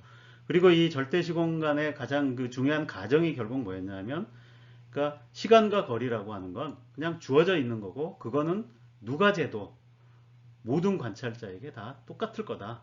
뭐 어떻게 보면 굉장히 당연한 거잖아요. 내 시간을 재는데 내가 재는 거나 내 옆에 있는 친구가 재는 거나 다 같을 거라고 생각을 하는 거죠. 근데 이렇게 굉장히 그 당연해 보였던 그런 절대 시공간의 개념이 이 19세기에 이 전자기 법칙이 등장을 하면서 이제 19세기 말이 되면 위협을 받게 됩니다. 근데 이 전자기 법칙을 모아놓은 거를 이 맥스웰 방정식이라고 하는데 이 맥스웰 방정식은 이 전기현상, 그러니까 전기장과 자기장이 생겨서 이 전자기력을 주고받고 하는 건데 그 전자기력은 이 전하와 전류가 이제 만든다라는 걸 이제 알아냈고 전류라고 하는 거는 전하의 흐름이니까 이 전류가 흐른다라고 하는 건 결국 움직이는 거고 그 움직이는 거는 그 절대 시공간의 개념에 따르면 상대 속도잖아요. 그럼 누가 관측했느냐에 따라 전류의 크기가 당연히 달라질 겁니다. 그럼 누가 관측하느냐에 따라서 전기장과 자기장도 달라질 텐데 이런 게 어떻게 달라질 거냐 그러니까 이런 걸 고민을 했어야 돼요. 근데 그 맥스웰 방정식을 놓고 사람들이 그걸 고민해 보니까 이 절대 시공간에서 했던 그 개념 가지고 하면 뭔가 이렇게 이 앞뒤가 안 맞는 결과들이 나오는 거예요. 그래서 이 많은 사람들이 고민을 하다가 결국 이 관찰자의 속도에 따라 이게 맥스웰 방정식이 어떻게 바뀌어야 되냐 안 맞아서 그 중에 가장 이걸 확실하게 보여주는 게 이 맥스웰 방정식의 결과로 전자기파라는 게 존재한다라는 게 알려진 거예요. 근데 전자기파가 빛도 전자기파더라라는 것도 알려졌고, 근데 그러면 그 전자기파의 속력, 빛의 속력이라는 게 맥스웰 방정식에 따르면 그냥 상수예요. 그러니까 일정한 속도란 얘기죠. 근데 절대 시공간의 개념에 따르면 모든 속도는 상대 속도여야 되는데 그럼 그 빛의 속력은 누가 관측하는 속도냐 이런 문제들이 이제 제기가 됩니다. 그래서 이런 문제를 해결하는 과정에서 결국 이제 이 최종적으로 이 1905년에 아인슈타인이 나와서 특수상대성이라는 걸 내놓고 이 그 뉴턴이 제시했던 절대 시공간의 큰 틀을 하나 바꾸게 됩니다. 그건 뭐냐면 이 측정되는 시간과 거리는 모든 사람에게 똑같은 게 아니라 관찰자에 따라 달라진다. 그러니까 관찰자의 움직임에 따라 달라진다라는 그때 당시로는 참 믿기 어려운, 지금도 못 믿는 사람이 많겠지만 그렇게 돼야 된다라는 거고, 그걸로 그치는 게 아니라 이것 때문에, 그러니까 결국 빛의 속력이라는 건 그럼 왜 모든 사람에게 똑같으냐? 이게 그 빛의 속력은 굉장히 그 자연에 존재하는 특별한 속력이다. 그러니까 한계 속력이다라는 거죠. 물질이나 이 정보가 전달될 수 있는 최대한의 속력이라서 그거보다 더 빠르게 전달될 수 없다라는 거고, 그렇게 되면 결국 그 모든 인과관계도 달라지죠. 그래서 빛이 도달할 수 있는 시공간 안으로만 뭔가 영향을 서로 주고받을 수 있다. 뭐 이런 등등 해서 이 시공간에 대한 개념이 확 바뀌게 됩니다. 근데 여기서 한 가지 주목해야 될 건, 이 놀랍게도 그 시공간에 대한 이런 개념이 이제 바뀌게 되면서 물질에 대한 생각도 조금 달라지게 된다라는 겁니다. 그래서 이 특수상대성에 따르면 이 질량과 에너지가 서로 이렇게 이런 식으로 연결이 된다라는 거 유명한 공식으로 알려져 있죠. 사실 이거의 정확한 공식은 뒤에 이제 이 운동량에 관계된 것도 붙어 있는 건데, 어쨌든 이 식이 말해주는 건 뭐냐면 이 질량도 에너지가 된다라는 거죠. 그 얘기는 무슨 얘기냐면 그냥 물질 자체가 에너지가 될 수 있고, 그래서 물질과 에너지는 서로 전환될 수 있다라는 걸 이걸 통해 알아낸 거다라는 거죠. 그래서 그 전까지는 물질이라고 하는 것이 한번 만들어지면 영원히 사라지지 않고 존재해야 되는 거라고 생각을 했는데, 그렇지가 않고 물질이 에너지로부터 만들어질 수도 있고 반대로 물질이 사라지면서 그게 에너지가 된다. 그러니까 그럼 이런 과정을 통해서 이제 물질이 생성 소멸해서 다른 걸로도 바뀔 수가 있다라는 걸 이제 알게 된 거죠. 이게 특수상대성의 이 뜻하지 않은 물질에 대한 통찰이 생긴 거죠. 그런데 이렇게 그 특수상대성을 만든 이 아인슈타인이 가만히 보니까 그 뉴턴이 만들어놨던 그 절대시공간뿐만이 아니라 그 중력 이론도 이 특수상대성과 맞지 않는다라는 걸 이제 알게 돼요. 왜냐하면 뉴턴 중력에 따르면 그 뉴턴 중력이 그 힘을 전달하는 속력이 무한대예요. 그러니까 물체가 딱 생기면 곧바로 그게 이제 다른 물체에 영향을 끼쳐야 된다는 얘기죠. 근데 이거는 빛의 속력보다 뭔가가 더 빠르게 전달될 수 없다는 특수상대성과 맞지 않죠. 그래서 이걸 특수상대성에 맞게 고쳐보려고 이제 하게 됩니다. 근데 이게 이제 쉽지 않은 문제여서 아인슈타인도 10년을 끙끙거리다가 이 1915년이 돼서 이 일반 상대성이라는 걸 내놓습니다. 그래서 이 일반 상대성은 이 중력에 대한 새로운 이론이에요. 뉴턴 중력을 대치하는 이제 새로운 이론이었던 거죠. 근데 이게 그 대치를 하는데 이게 놀랍게도 그 중력이라고 하는 것이 이 시공간하고 연결된다라는 것을 이제 찾아내게 된 겁니다. 그래서 그 전까지 뉴턴 중력에 따르면 중력이라고 하는 건 질량이 있는 물체가 있으면 그 질량 물체 사이에 힘이 작용한다, 이런 개념이었는데, 그 중력이라고 하는 건 시공간이 휘어졌기 때문에 나타나는 현상이다 라는 거고, 그럼 그 시공간은 왜 휘느냐? 물질이 있기 때문이다 라는 거죠. 그래서 물질이 주변의 시공간을 휘어지게 하고, 그런 휘어진 시공간에 있는 이제 물체는 휘어진 시공간을 따라서 움직이다 보니까 그게 우리가 그냥 이 겉으로 보기에는 마치 힘을 받아서 움직이는 것처럼 보이는 거다라는 이게 이론을 내놓게 되는 거죠. 그래서 이 특수상대성을 넘어가는 완전히 새로운 시공간에 대한 이제 개념이 생기게 되는 겁니다. 그럼 이런 휘어진 시공간이 존재하면 그럼 그 전에 알려졌던 특수상대성은 뭐냐? 이 특수상대성이라고 하는 건 이런 휘어진 시공간에서 내가 작은 영역을 보면 그 작은 영역 안에서는 이제 특수상대성이 성립한다. 그래서 휘어진 시공간이라고 하는 건 특수상대성이 성립하는 작은 시공간들이 이어붙인 공간이 이제 되는 거다라는 식으로 이제 이 일반 상대성이 이제 만들어지게 됩니다.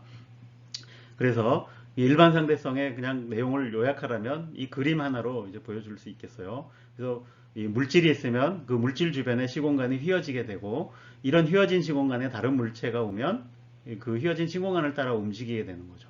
그러면 이게 이제 그게 제 중력의 작용이다라는 것을 얘기하게 되는데, 그럼 결국 물질이 있을 때 이 주변의 시공간이 얼마나 휘어지는가를 보여주는 법칙이 있어야 되겠죠.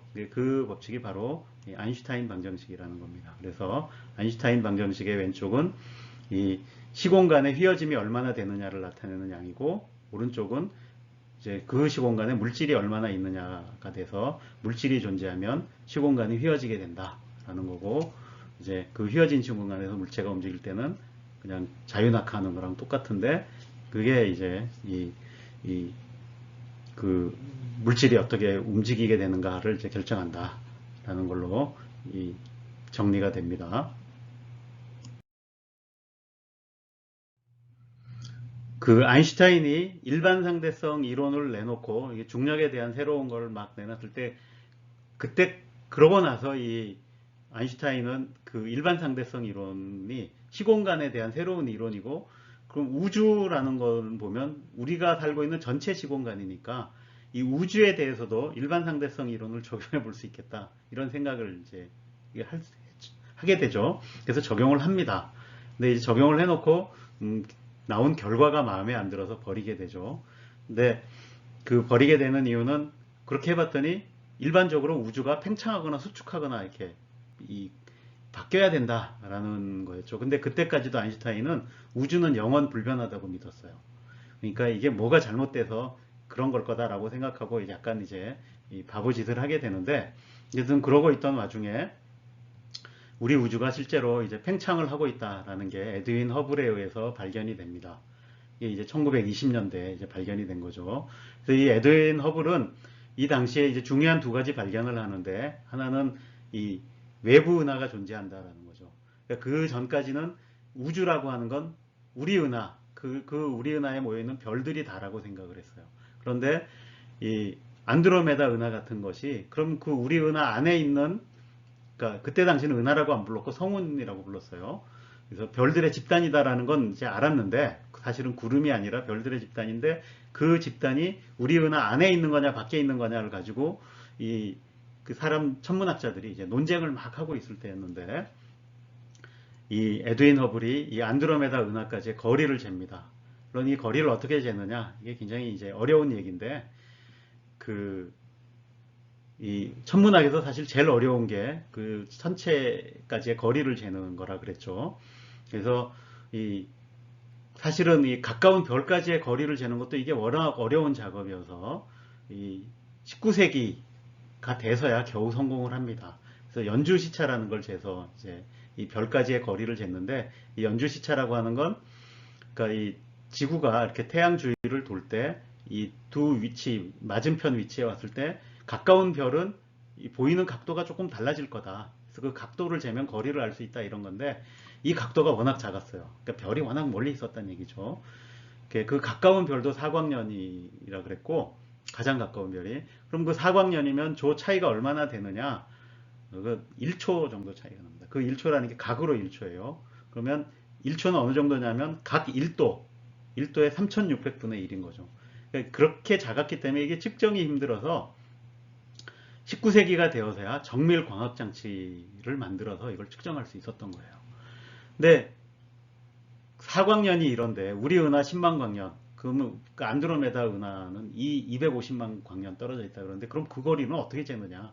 다른 방법이 필요했던 거죠. 근데 그 방법을 알아낸 게 이 헨리에타 리빗이라는 이 여성 천문학자인데, 이분이 세페이드 변광성이라는 걸 찾아냅니다. 이 세페이드 변광성은 이 밝기하고 변광성이란 말이 이게 밝기가 주기적으로 변한다는 건데, 이 밝기하고 주기하고가 관련돼 있어 가지고 주기를 재면 밝기를 알 수 있고, 그래서 밝기를 알고 있는 이런 별이 있으면 그 밝기가 어두워지는 것을 이용해서 거리 제곱에 비례해서 어두워집니다. 그걸 이용하면 거리를 잴 수 있다라는 걸 이제 그 방법을 이제 확립을 했어요. 그래서 이 에드윈 허블은, 그러니까 이 안드로메다 은하의 이 세페이드 변광성을 찾아내서 거리를 쟀던 거죠. 그렇게 거리를 재봤더니 그 거리가 그 우리 은하의 크기보다 훨씬 크더라. 그 얘기는 안드로메다 은하가 우리 은하 바깥에 있다는 얘기죠.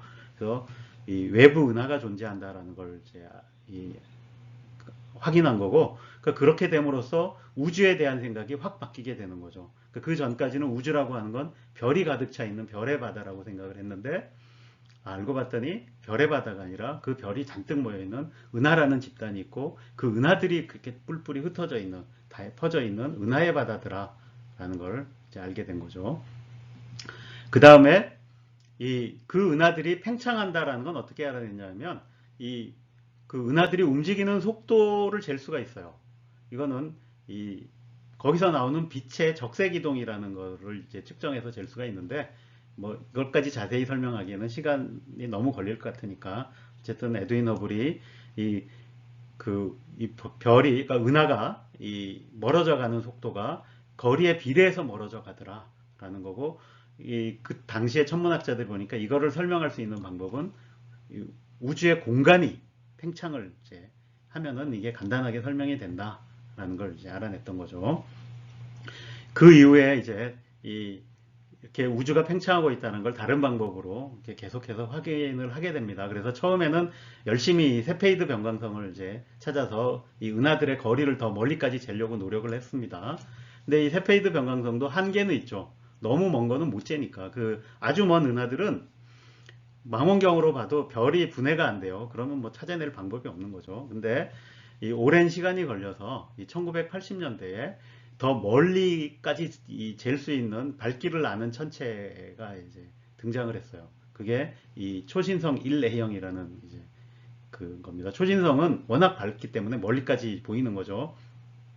그래서 이걸 이용해서 우주가 어떻게 팽창하고 있나를 이제 조사를 했는데 그게 이제 1990년대에 이루어졌는데 이때 놀라운 발견이 이루어집니다. 그래서 저 초신성 1A형을 이용해서 해보니까 우리 우주의 팽창이 점점 빨라지고 있다라는 걸 발견하게 돼요. 그래서 이 가속 팽창이 이제 등장을 했는데, 근데 이거를 설명하려면 그 암흑 에너지가 있어야 된다. 그래서 이제 지금은 이게 이제 받아들여져서 우리 우주는 현재 가속 팽창을 하고 있고 그거를 설명하기 위해선 암흑 에너지가 필요하다. 이게 지금 현재 이제 표준 이론에 들어와 있는 것입니다. 그래서 이렇게 우주가 팽창하고 있다라는 것을 설명하기 위해서는 결국 어느 정도 모형을 세워서 거기에 일반 상대성 이론을 적용을 해서 이제 이 우주가 어떻게 팽창을 하게 될지 이런 걸 이제 알아봐야 되겠죠. 그래서 이 우주의 모형이 어떤 건가를 살펴봐야 되는데 우주의 모형과 가장 비교해서 잘 이렇게 대조해 볼 수 있는 게 이제 지구 모형인 것 같아요. 여러분들 이게 이제 지구가 어떻게 생겼냐라고 물어보면 다 이렇게 생각하잖아요. 근데 보면 지구를 보면 큰 거리에서 보면 거의 완벽한 공처럼 보여요. 그리고 우리는 그 구면 위에 살고 있죠. 그렇지만 내가 작은 거리 척도에서 보면 이 표면, 높낮이 구조가 많이 있죠. 그리고 자전하고 있습니다. 돈다는 얘기죠. 근데 이런 특징들이 있어요. 근데 우리 우주도 관측을 해보면 큰 거리 척도에서는 어디나 다 똑같은 균일 등방한 구조를 가지고 있고, 근데 작은 거리 척도에서 보면 구조들이 많이 보이죠. 그리고 팽창하고 있어요. 이렇게 보면 그래서 우리 우주를 공간이 이제 3차원이라 좀 그림 그리기가 어려운데 그거를 2차원으로 줄였다라고 생각하면 이렇게 팽창하는 공으로 생각하면 조금 이해가 쉬울 겁니다. 자, 이렇게 공이 팽창하면 우주는 어디나 다 똑같이 팽창을 해요. 특별한 점이 없습니다. 어디나 다 똑같고 어디나 다 똑같이 생겼다. 그 다음에 이렇게 팽창을 하면 여기 이렇게 이 물결쳐 있는 이게 이제 파인데 이 파가 점점 파장이 늘어나죠. 이게 왜 우리 우주에서 팽창을 하면 적색 이동이 일어나는가를 이제 설명을 해줍니다. 그래서 이걸 통해 이제 팽창을 확인한 거죠. 그래서 이거를 이제 설명을 이제 해야 되는데 그럼 뭘 설명하느냐? 그 지구 같으면은 이런 지구 모형을 통해서 지구의 크기는 왜 어떻게 정해진 거냐를 물어볼 수 있고, 그 다음에 지구는 왜 모양이 구처럼 생겼지? 그 다음에 왜 자전을 하지? 뭐 이런 거 물어볼 수 있죠. 그 다음에 약간 어려운 질문인데 왜 표면이 그럼 완벽한 구가 아니고 울퉁불퉁하냐? 조금의 작은 것들이 있느냐? 근데 이게 지구에 우리가 살려면 중요하죠. 우리는 육지에 사는 생명이잖아요. 육지가 생기려면 완벽한 구면이었다. 그러면 다 바다로 덮여버렸겠죠. 육지가 생기려면 울퉁불퉁해야 되는 거예요.